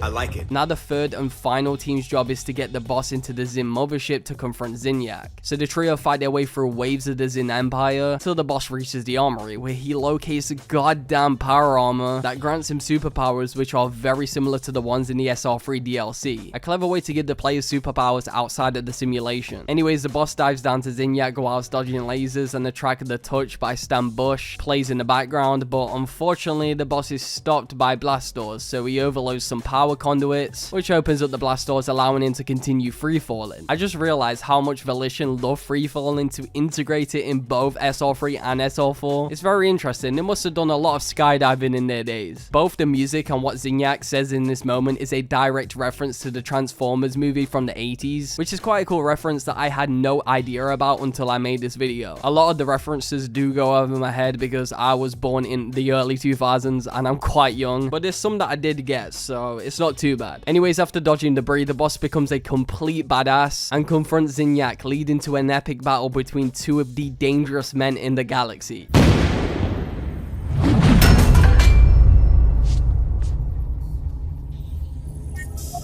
Quite the entrance. I figured you had a flair for the dramatic.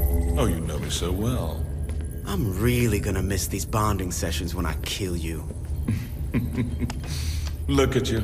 Mercutio to my Tybalt. Don't be too excited. Tybalt dies in the end. I'm surprised you knew that. I didn't. Kinsey told me over the radio. Well, at least you're honest. Always. That way you know I'm not lying when I say I'm gonna rip your goddamn head off. You're adorable. Zinjai? Yes, Your Excellency. Is the Empire watching? Of course, Your Excellency.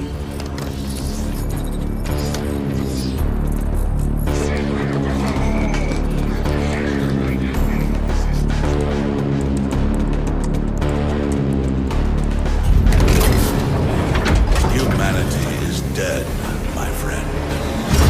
The time has come for you to follow suit.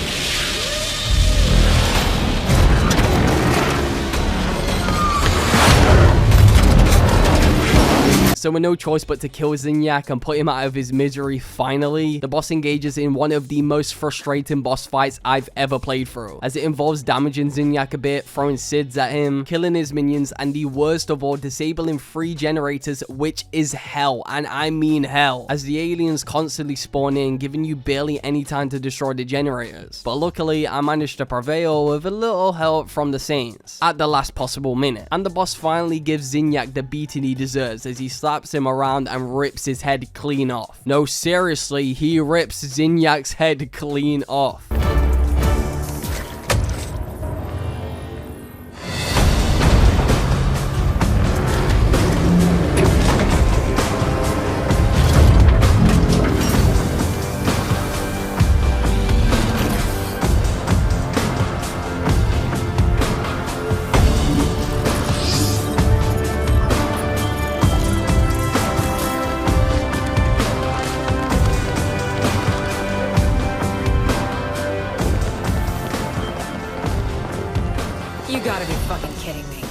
Keep what you kill. It's a classic. So do I get a manservant or what? Excellency, I'm Zinjai, your personal steward. All right, ZJ, I need you to level with me. How technologically advanced are the Zin? In our experience, we are the most advanced culture in the known universe. Zinyak told a friend of mine that he could restore Earth. Was he lying? A half-truth, Your Excellency. Earth has been atomized. There is no undoing that. However, time travel would allow you to see Earth again before its destruction. Whoa, whoa, whoa.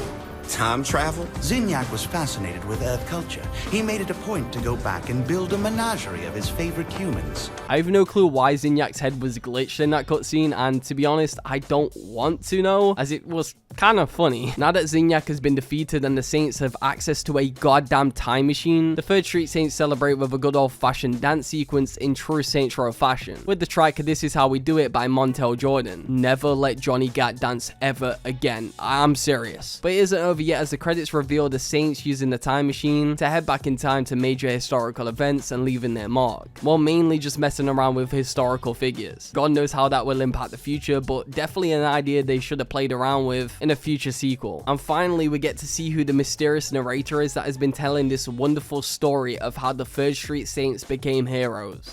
When the novelty of shaping history wore off, the Saints remembered the words of Zinjai. Is this all of them? It's hard to say, Your Excellency. Zinyak was a long-time collector. And that, my friends, is how I first met the Saints. So yeah, the mysterious narrator was Jane Austen all along, which makes total sense if you paid attention to how much a fan both the boss and Zinyak are of her work. One thing I did fail to mention, because I wanted to leave it to the end of the game, is the romance system in the game. Yeah, you can romance each member of the crew, which lead into some of the funniest dialogue this game has to offer. Can I help you? No. Well, yes, it's... Sorry, this is a little awkward. It's okay. Say what's on your mind. I don't know if I can. You never know if you can have something unless you ask for it. I don't want things to change between us. Things won't change.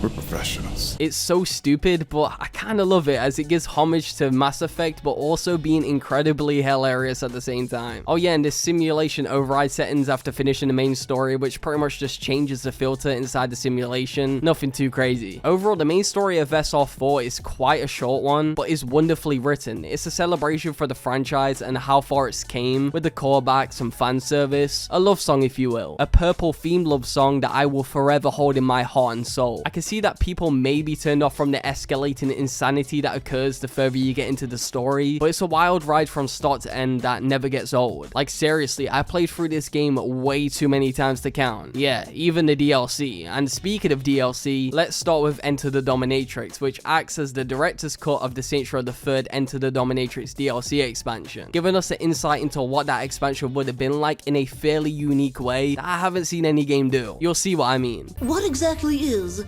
Enter the Dominatrix? Oh man, are we really digging that up?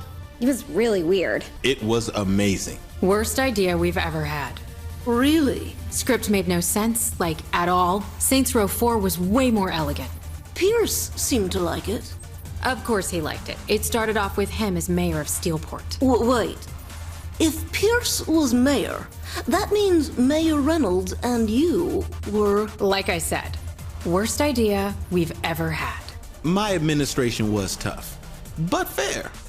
I'd like to think the boss based their presidential performance on me. Yeah, that didn't happen. Of course, originally they just booked me for a guest appearance, but I just chewed up the scenery so much they had to keep me.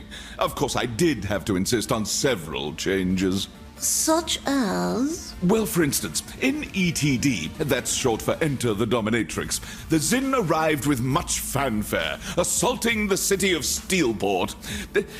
But, you know, I don't want to spoil it for you. See the mission and you'll get what I wanted to change. So yeah, this DLC is played out like some type of director's commentary from the characters being interviewed by Jane Valderrama. A clever way to show the world what they were cooking behind the scenes, and oh my god, I just love it. Definitely in my top 10 DLCs of all time for sure. Anyways, the DLC starts with the Zin invading Steelport, so the boss gears up for the biggest threat the Saints have faced, and heads to the roof where we witness Josh Burke in his Nightblade attire fail a parachute jump and the boss follows up, parachuting down to the street where he obliterates aliens and UFOs with a goddamn minigun, alongside Kinsey, Shawnee, and Josh, because guess what? Josh is the boss's best friend in this DLC. I have no clue why I have hatred for Josh, but I just do. Moments later, a freaking Cyclops pulls up, and Josh makes the ultimate sacrifice by taking out the Cyclops, but also ending his own life in the process, which of course upsets the trio, especially Shawnee, as we all know how much she loved him. Oh yeah, and the cutscenes in this DLC are very unique, being more like incomplete storyboard segments, something only developers would see. Anyways, after Josh sacrifices himself, the boss hops in the Gatmobile and quickly heads over to the mayor, also known as Pierce. And why is Pierce the mayor of Steelport, I hear you asking? Well, this DLC takes place after the Kill Killbane ending, where the boss declared Pierce mayor, which begs the question, why the hell is Shawnee still alive? Unfortunately, Shawnee has no idea herself, as Kinsey brings up that exact question. I guess Volition doesn't care about consistency in the slightest. After a short drive, the boss arrives at the mayor's location and proceeds to take out a ton of aliens, till Pierce allows the boss to take a ride in his tank to destroy the opposing alien tanks, whilst he explains how he knows where Zinniac's base is. And the reason is quite insane for someone of Pierce's intellect, as apparently he hacked the Zin network and found out where its base was, making Pierce the third member to have hacking skills. After destroying a couple of tanks, the boss arrives at Zinniac's base to confront him, and we're met with a huge health bar showing how menacing he is. Oh wait, never mind, he's defeated already. One easy quick time event later, Zinniac is killed, making way for a familiar character to join the story. Donnie,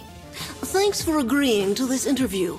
I'm really excited to get an outsider's perspective. Outsider? What are you talking about? I was like the main character of Saints Row 4. You weren't in Saints Row 4. What? It's already out. You weren't in it. Are you serious? We probably should have told him. He was just so excited. Couldn't bring myself to do it. Now I get what Dex is complaining about all the time. So what are we about to see? Well, after Zinniac gets killed, there's no one left to control the simulation. And in order to establish the order, the AI became sentient, taking the form of a dominatrix. Hence the name, Enter the Dominatrix. Yep, single entendre. Very clever. Anyway, the dominatrix takes control over Zinniac's fleet and abducts everyone. That's where we meet Donnie, who takes on a sort of guru role and teaches all of us how to bend the rules of the simulation. What was it like working with Donnie? It was fun. He's a really nice guy. So why did he get cut? Well, you figure me, Matt, and Donnie all kind of filled the same Techie Mary Sue role. You only needed 2 of us to pick her, so Donnie had to go. Why Donnie and not you or Matt? Oh, Matt and I blackmailed the shit out of people.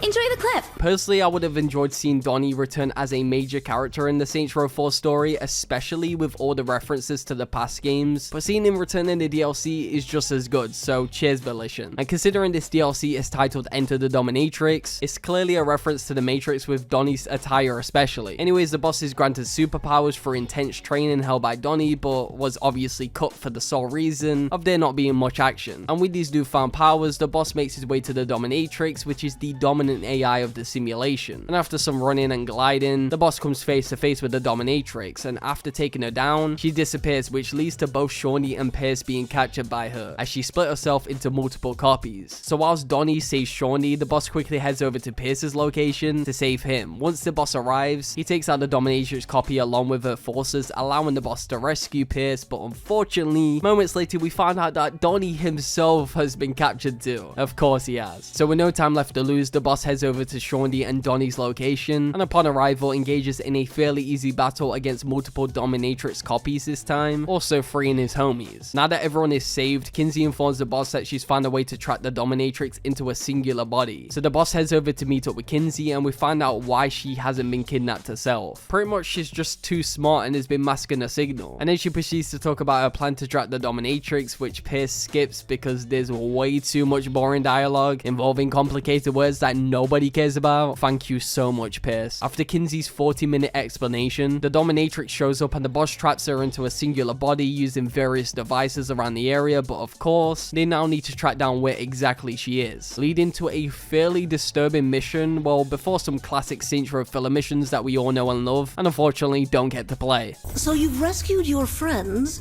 What comes next? A lot of bullshit filler missions. I think there must have been like 4 escort missions in a row. It was so bad. Take Pierce to Terminal A. Protect Kinsey while she does Nebulous Task X. Guard Shandi while she drives to the widget factory. That was the worst. That widget factory mission was fucking painful to sit through. Worse than that Nightblade reboot. So anyway, we jump through an arbitrary number of hoops trying to track down this dominatrix, and lo and behold, we find her. In a sex club, how shocking. That was our idea. Just for your own sanity, I'm going to quickly go through the mission in little detail as, yeah, it's strange. So pretty much dressed as a gimp, the boss collects furries, beats up with Zemos, eliminates the competition for the pony cart race, defeats the Gimp King that has a cheer reminiscent of Game of Thrones, a show that I have never watched, and finally engaging in an annual pony cart race similar to that one mission in Saints Row the Third, which allows the boss to find the dominatrix, I guess. Oh yeah, and save Zemos too, if he even wanted to be saved, that is. So, you rescued Zemos. What's next? The dominatrix orders Paul to terrorize the city, and we need to figure out a way to stop it. It was our darkest hour, and despair was filling the Saints. But Donnie came forward with a plan to save us all. Let's not oversell it. He had us build a spaceship. As a team, Kinsey. As a team. You guys are at least showing the 7-minute QTE montage of us building the ship to fight Paul, right? Unfortunately, we don't get to play the 7-minute QTE montage. Welcome to my favorite mission of the DLC, where the boss navigates through the body of Paul in a spaceship whilst taking out green balls. No, seriously, green balls, which are supposed to be the ingredients such as taurine and ginseng amongst other things that you find in most energy drinks. After flying to Paul's brain, the boss shakes the ship to deploy fizzy stones and Mintios to destroy Paul, and once the cargo is deployed, the boss engages in an intense escape through Paul's body, eventually reaching Paul's pop top. After popping Paul's top, the Saints escape and take down Paul. A masterpiece of a mission, but unfortunately one of the shortest. Not what I expected to see in the cutscene, but cool nonetheless. And I definitely want to get my hands on that Paul action figure. Now it's time for the finale and to finally take down the dominatrix once and for all. And what you're about to see now is the grand finale. That's it? Look, I just don't think I can adequately justify what's about to happen. Would you say the President's assessment of the ending of Enter the Dominatrix is fair? If anything, they undersold it. It's batshit. I don't know, I think there's precedent. Totally. I'll put it to you this way. It was too crazy for Saints Row. Enjoy! The boss catches Zemos up with what's going on, such as how Zinniak's death led to them being imprisoned in the virtual world, yada yada yada. And moments later, a super gimp spawns in, so the boss quickly dispatches of them and meets up with Shaundi to destroy the dominatrix's defenses. But then Donnie informs the boss that he's getting overwhelmed by the dominatrix forces, forcing the boss, Shaundi, and Zemos to head to Donnie's location, where we come across the dominatrix herself once again. After a short fight, the dominatrix reboots the DLC to the beginning, but this time Zemos is here to greet the boss and take him back to the simulation to defeat the dominatrix, leading to a fairly easy fight as my character is beyond overpowered, as I practically fully upgraded everything I could. This is why you do the side stuff, ladies and gentlemen. We did it! The dominatrix has fallen. Now we can leave this nightmare simulation. We better get a move on, though. The way out is gonna close. What the hell? Who is that? More Zin? I don't know. It doesn't look like one of them. Get ready, boss. It could be anything. Hold it. They're not attacking. Wait a minute. Is that... That's right. Cut me out the mission. Psst. I brought the motherfucking cavalry. A dinosaur? Greetings. My name is D'Artagnan. I am an emissary of Cyrano, the king of a kind spacefaring people. We are enemies of the Zin. Then you're a friend of ours, Brother Raptor. Well done, Pierce. I've waited so long to hear that. The only way out is through a door at the far end of the simulation. We will help you escape. Climb on my back. We ride! Total fucking batshit. Hell, I'm just glad you're not riding me. Woo-wee. Follow me, Saints, out of the simulation into the ending cutscene. Yeah, I have no idea what to say here, so let's just roll with it, I guess. The boss rides the raptor to escape the simulation, all whilst the raptor sings a song of his people called Walk the Dinosaur. Yeah, that crappy dinosaur song that was in that one Ice Age movie. Oh my god, I just love this game, man. Once the Saints escape the simulation, they're transported to the world of the raptors, where we witness a cutscene that is clearly referencing the ceremony scene in Star Wars Episode 4 A New Hope.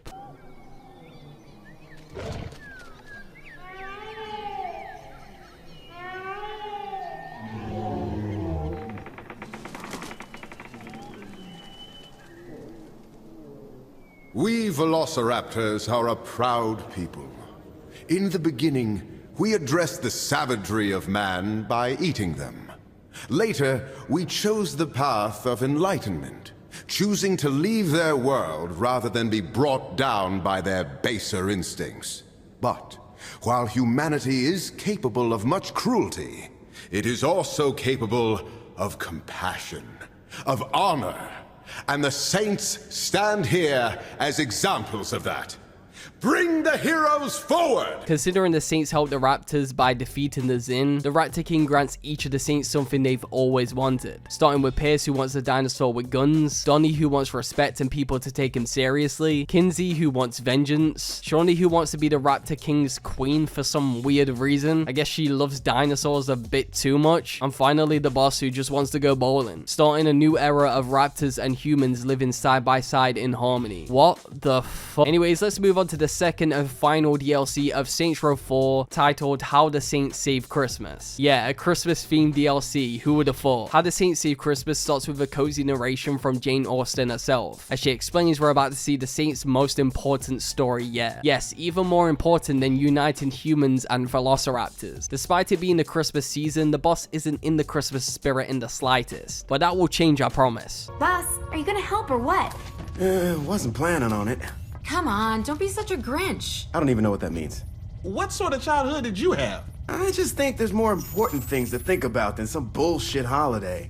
Looks like someone never got on the nice list. Yeah, see, that's the thing. There is no nice list. So Christmas, Kwanzaa, Hanukkah, Yule, Festivus? You don't care about any of it? That's right. You don't like the songs? Nope. You don't like the gift giving? I already take whatever I want. I said giving. Whatever. You don't get excited about setting up the Nightblade nativity every year? That's slightly intriguing, but no. What about Santa? Fuck Santa. What's happening? Were we hit? No, the proximity alarm didn't go off. This is something different.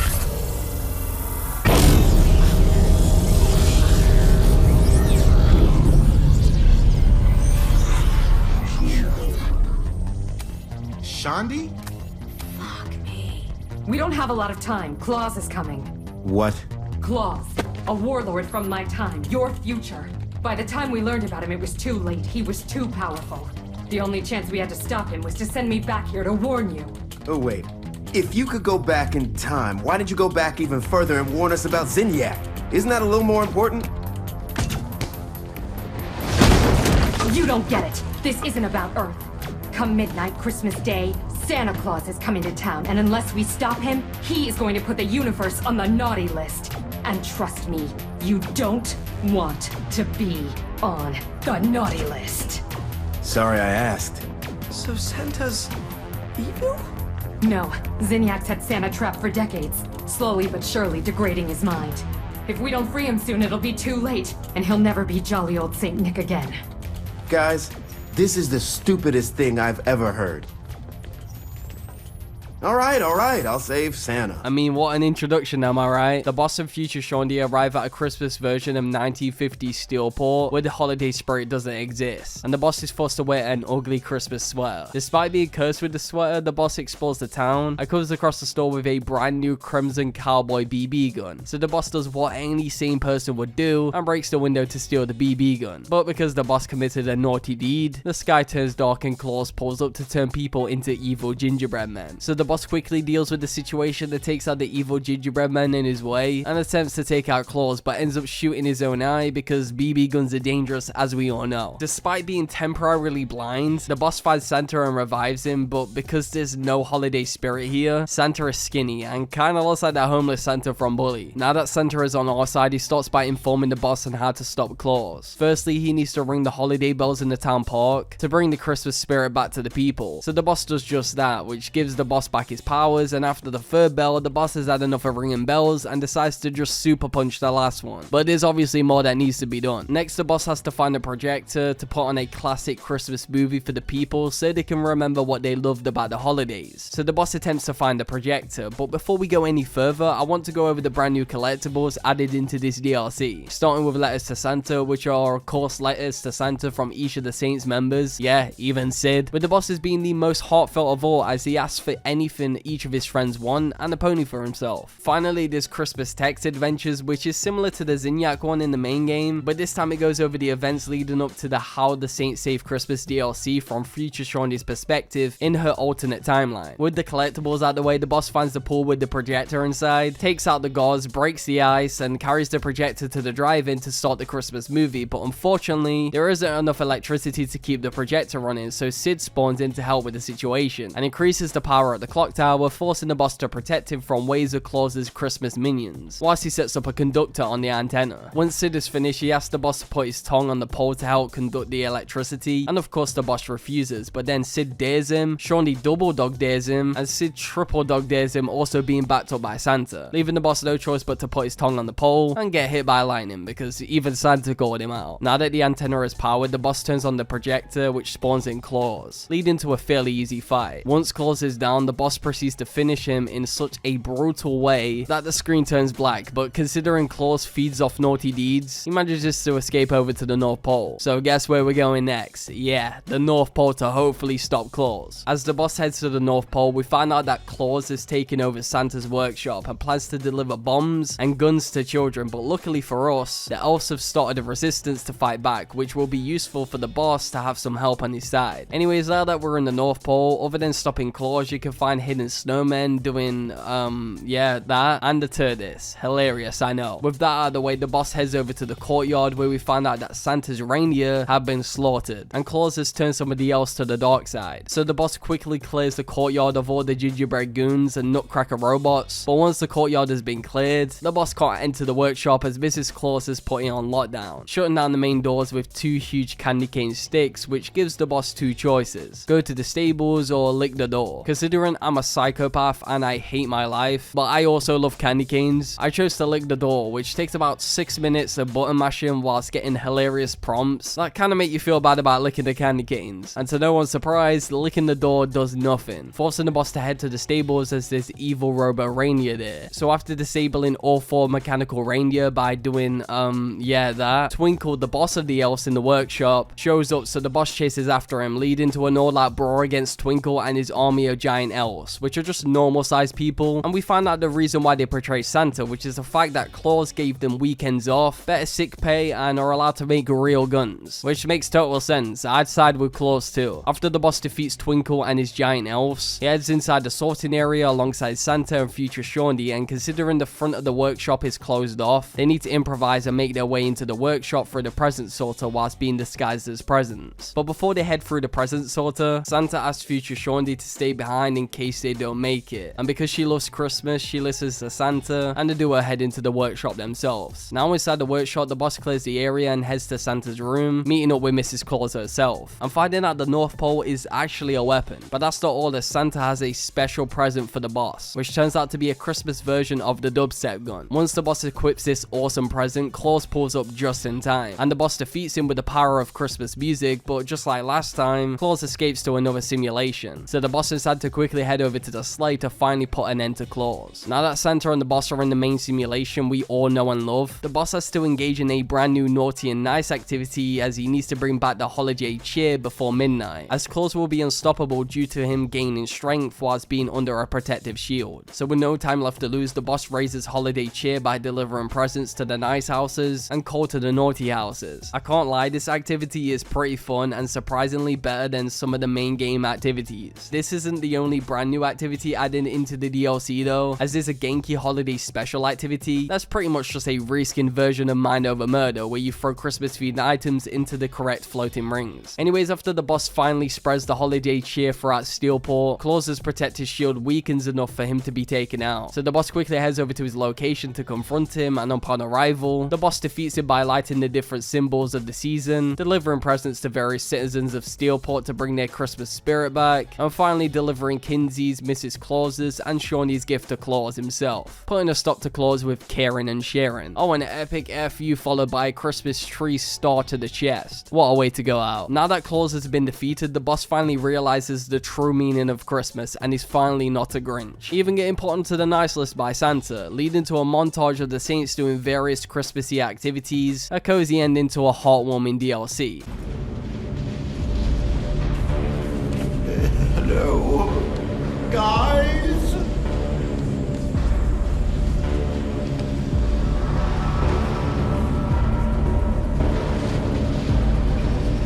I guess they forgot about Santa being kidnapped by Zinyak. Oh well. Overall, SR4 is easily the most misunderstood game in the entire franchise. A game that deserved a lot more praise than it received, especially with the rocky development evolving THQ, and it originally being an expansion to the third. And a game that's littered with tons of fan service and pop culture references that would make a grown man smile. Yes, it's a complete disconnect from the franchise in a lot of ways, especially with the gameplay side of things, but it's a great game regardless of its name. A nice send-off for a wonderful franchise that introduces one of, if not the most compelling villain in the entire franchise, which leads me to the true ending of the Saints Row story. I figured since Saints Row Get Out of Hell is more of a spin-off than an actual mainline release, I'd include that within this video instead of making an extra short video. So yeah, you're getting spoiled this time around. So after the misunderstood game that was Saints Row 4 and selling over 1 million copies in its first week, Volition went to work on making a follow-up standalone expansion which acted as the epilogue to the Saints Row 4 story, taking the Saints to the depths of hell. No, seriously. But this time allowing the player to play as the fan favorite Johnny Gat, oh yeah, and Kinsey if anyone cares about Kinsey. Inspired by Disney classics, no seriously, Get Out of Hell is a nod to Sleeping Beauty and even involves a musical number. You'll see what I mean soon, I promise. Anyways, Get Out of Hell starts as any fairy tale would, with a once upon a time storybook where the scene is set from good old Jane Austen. The story starts with a birthday party being thrown for Kinsey, and for some reason the Saints play with a spirit board because it's tradition or something, leading to the boss getting taken to hell as the board actually belonged to Aleister Crowley, an English occultist. So the board was more than just a slumber party game. Johnny being Johnny makes a plan to save the boss on his lonesome so the rest of the crew at least live to tell the tale, but it's Kinsey's birthday so she wants to help too. So after the board opens up another portal, the duo gets sent to hell, starting the hellish journey that they're about to go on. Now that we're in New Hades, aka Hell, I want to quickly go over this brand new city as it's way more interesting to traverse through than Simulation Steelport and even Steelport itself. Of course it isn't as iconic and memorable as Stillwater, but New Hades is special with the beautiful red lighting from the lava making it truly feel like you're in hell, and the different districts being unique to each character in hell we come across with the landmarks and such. Overall, I just love the aesthetic of New Hades and is definitely one of the more stronger aspects of this side game. Anyways, Johnny notices a billboard with Dane Vogel and assumes that Ultor are behind the kidnapping of the boss. So the duo steal a car and drive over to Ultor, meeting up with Mr. Dane Vogel, who honestly looks like he's seen better days. Like seriously, he got a huge downgrade from SR2. Welcome to hell. Shouldn't you have a receptionist? Such is the plight of eternal damnation. I have a feeling you didn't come here to catch up. Let's talk in my office. Not even death could stop the enterprising Vogel, who wasted no time in setting up an Ultor branch in the bowels of hell. Dane was eager to fill Johnny in on the ever-shifting politics of land rights in the underworld. But real estate mattered little to Johnny, who only cared where his friend was. Where'd you put the president? I've been trying to explain that. I didn't take them. Bullshit. You expect me to believe you just happened to be the first thing we see in hell? Maybe it's just me, but your thank you sounds more like an accusation. That's probably because he plans to kill you. Okay. I get the trust issues. Can I show you something? The pieces all came together. The president had caused more chaos and destruction than any other in human history. It was only natural that Satan would want them to marry his daughter. They needed a plan, and Johnny had one. I'm gonna shoot the devil in the face. I think you might be skipping some details. No, I said in the face. I like the commitment, but you gotta find a way to get close enough to him in the first place. When's the wedding? I'll just show up. And then you'll shoot him in the face. Sorry, but it's a little more complicated than that. These things are tied to the soul. You won't be able to enter without one. So how do we get one? You get his attention. I know some places that are of particular value to the father of the bride. You hit those, you'll get your shot. Wait, why would Satan give out an invitation for destroying his stuff? Oh, he won't, but it should piss him off enough to get him to attack Johnny personally. Either the devil kills Gat and Ultor gets the construction contracts to rebuild what was destroyed, or Johnny kills Satan and I'll have to pay less taxes. It's pretty win-win. That's why you're helping us? To make more money in hell? Hell's what you make of it, sweetie. Works for me. What you got? All right. Satan had entrusted the day-to-day running of hell to 5 archdukes, and Dane knew how to find them all. But beyond that, not everyone in hell was content to go along with Satan's status quo. There were others who shared Dane's ambition for power, and the Ultor mogul knew that the key to unseating Satan lay in gaining their aid. But before Johnny set out to wage war against the Prince of Darkness, Dane had one final gift. An artifact that he had spent fortunes on. Lucifer's cracked halo. This holy relic granted Johnny the majestic wings of the Morning Star.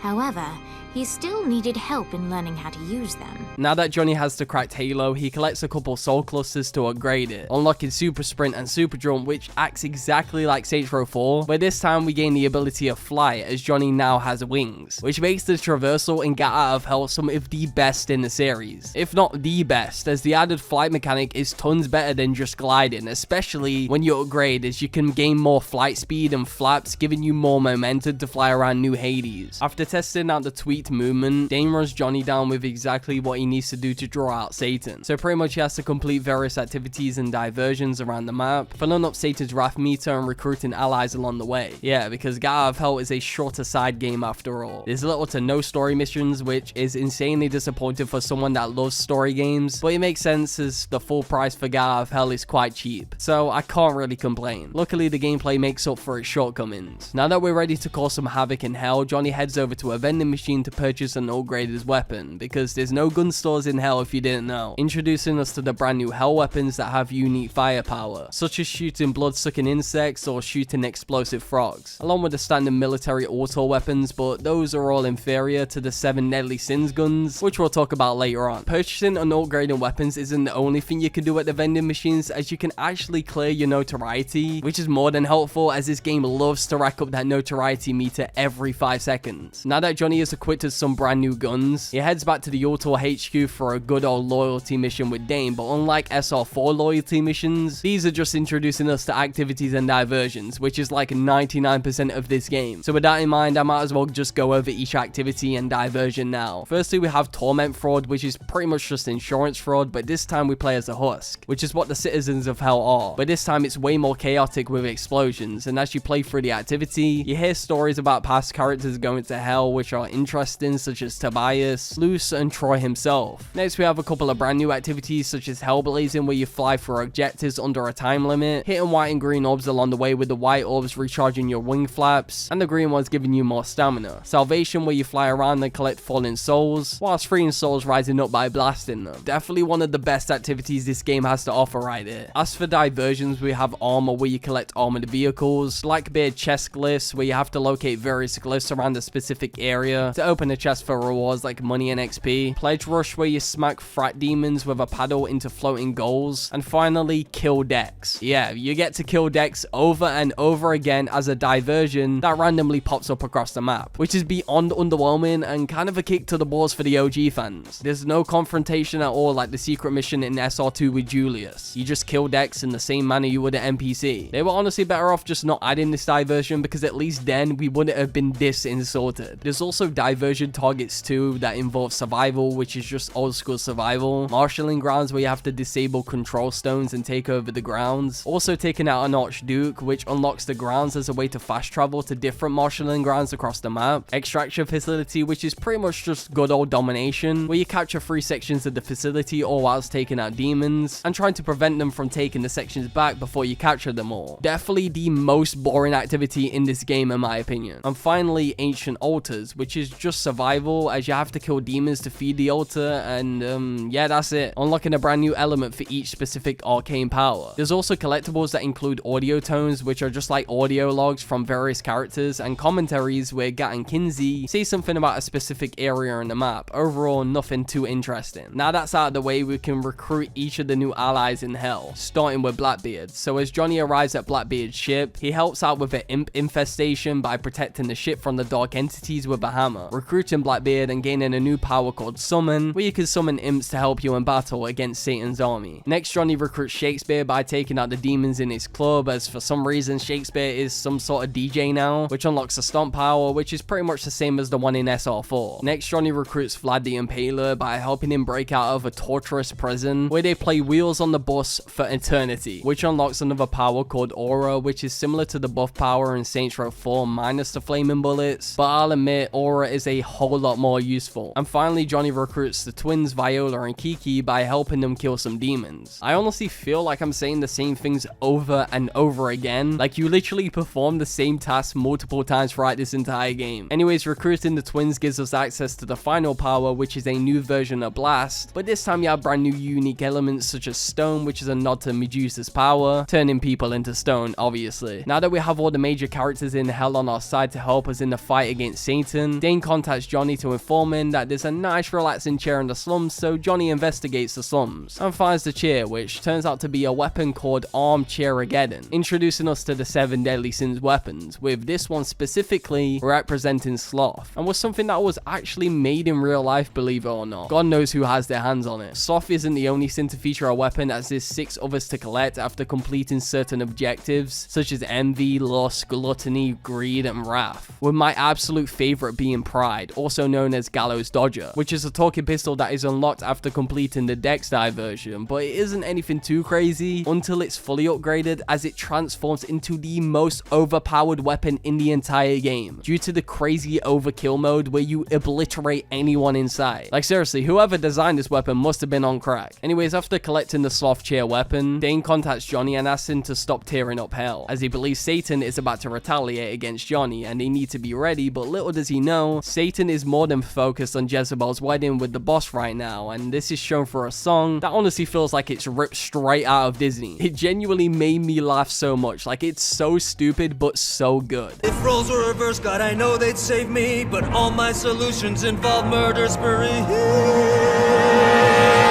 After the life-changing musical number, Satan ups his security around New Hades to put a stop to Johnny that involves spires that act as some type of homing missile that can take you out of the air whilst flying, and I won't lie, the spires are beyond annoying, as there's 26 of them, yes, 26, and will continue to knock you out of the sky if you don't take them out, but taking them out is a challenge because most of the time it puts you at full notoriety. Anyways, after completing more activities around New Hades, Jezebel decides that it's the perfect time to find Johnny and ask for his help. Emboldened by the power of song, Jezebel set out to find the one man that could save her from her impending nuptials.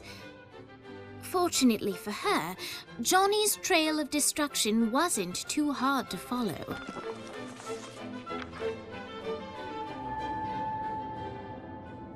One night with any lover, but you have to punch a panda. Do you do it? Ooh, good question. Mr. Gat? Who are you? Well, I'm We're not doing that again. Oh, okay. I'm Jezebel. Good to know. What are you doing? Threatening you. You're not marrying the president. I don't want to marry the president. Wow, that was easier than I thought. My dad's making me do it. What now? Now I'm holding you hostage. You don't need to do this. Yeah, that's what hostages always say. No, like, you really don't need to do this. I'm here to help you. Yeah, but I already have the gun drawn, so, Are you kidding me? maybe. Not sure yet, I'm kinda winging it. Can you wing it without the gun? It's a comfort thing. Not for me. What do you want? For you to put the gun down. Get used to disappointment. You sound like my father. What? He's always telling me that life is about misery, not happiness. That dreams only exist to make people forget about their own mediocrity. Man, that's depressing. Being the devil's daughter sucks. What do you want? I want to punch my dad in the face. We're gonna get along just fine. Of course, Jezebel was speaking metaphorically, but Johnny didn't notice. Jezebel was eager to help Johnny in any way she could, and vowed to find a way to sneak him into the palace.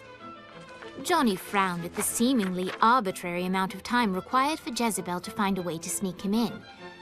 But he accepted the fact that without traditional missions, this was the best way to further the story.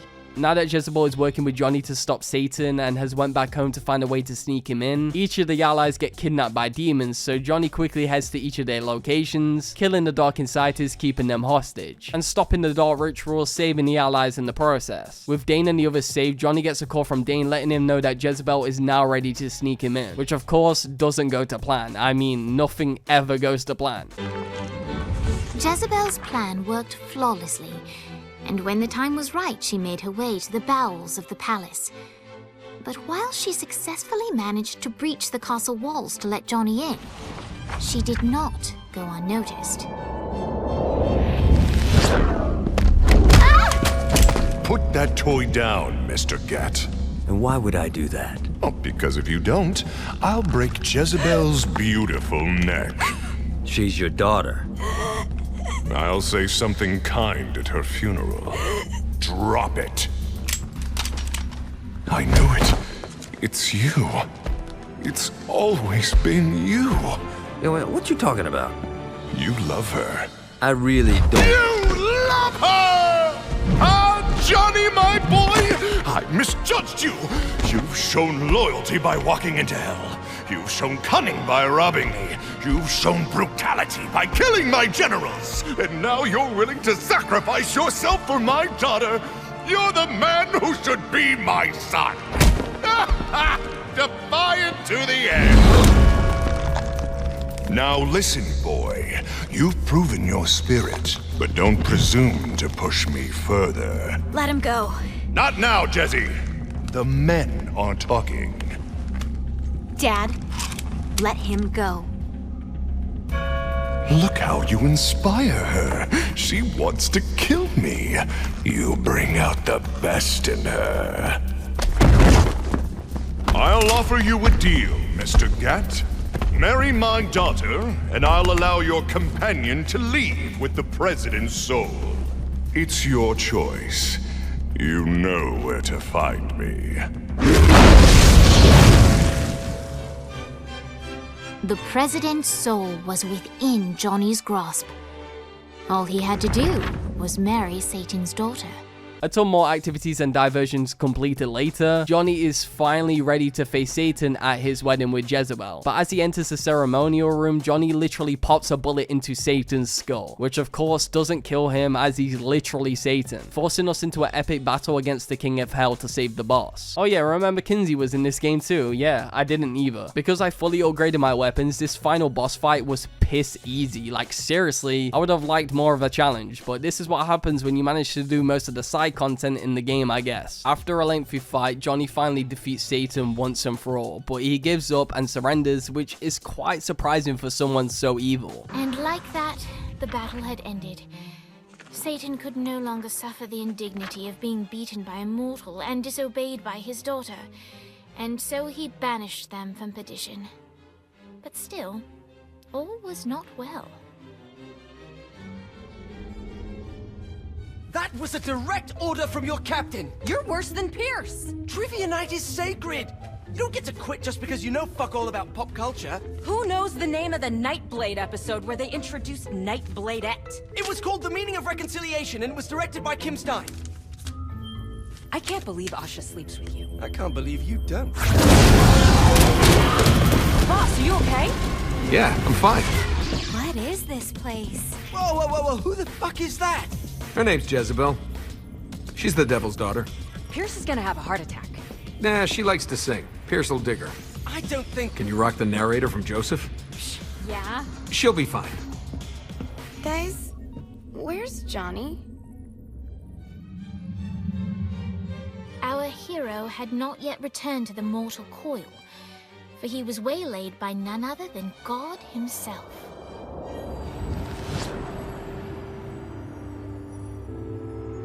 I have a situation. Look, man, I just really want to go home. I owe you. Huh? Zinyak hastened the apocalypse.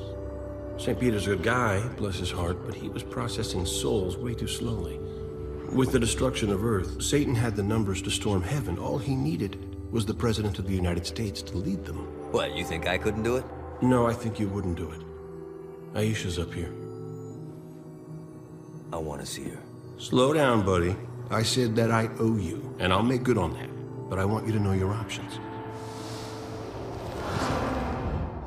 And now you, dear reader, shape the tale. Now Johnny is faced with a choice: reunite with the love of his life, Aisha, in heaven, be crowned the king of hell, help the Saints find a new home planet for the rest of humanity, have God reboot the entire universe with the Saints the cops, which is definitely what they should have went with for the 2022 reboot, or have God give him all the answers to the questions of the universe, which is arguably the worst ending. There were so many questions that Johnny needed answers to.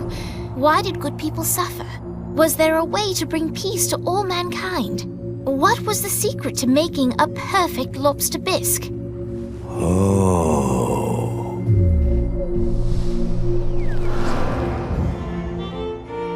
The end. No matter what choice you go with, it doesn't matter, as this marked the end of the franchise. Till 2022, that is, but that doesn't count. Oh yeah, I completely forgot, if you take over all the districts in New Hades, it unlocks a secret cutscene where we get callbacks to previous villains, and witness past Saints members have little meetings monthly from both heaven and hell, where they play some volleyball, which is quite a sweet ending for the story. Overall, Get Out of Hell is more like a DLC expansion rather than a fully fleshed out game, and that's evident from the very start, but whether you like this game or despise it, you have to admit the musical number was iconic, and the gameplay in this game is some of the best in the franchise. But unfortunately, it isn't a game I will be willing to play through again in the future compared to the previous entries, as it's all style and not enough depth. Oh, and by the way, don't worry, I'll be making a video on the reboot in the future, so I'm not done with Saints Row just yet. Anyways, if you made it this far into the video, thank you so much for watching, and consider liking and subscribing if you enjoy content like this, and as always, have a good rest of your day or night. Take care. With fists like these, I don't even gotta pack no heat. You can't stop me, son.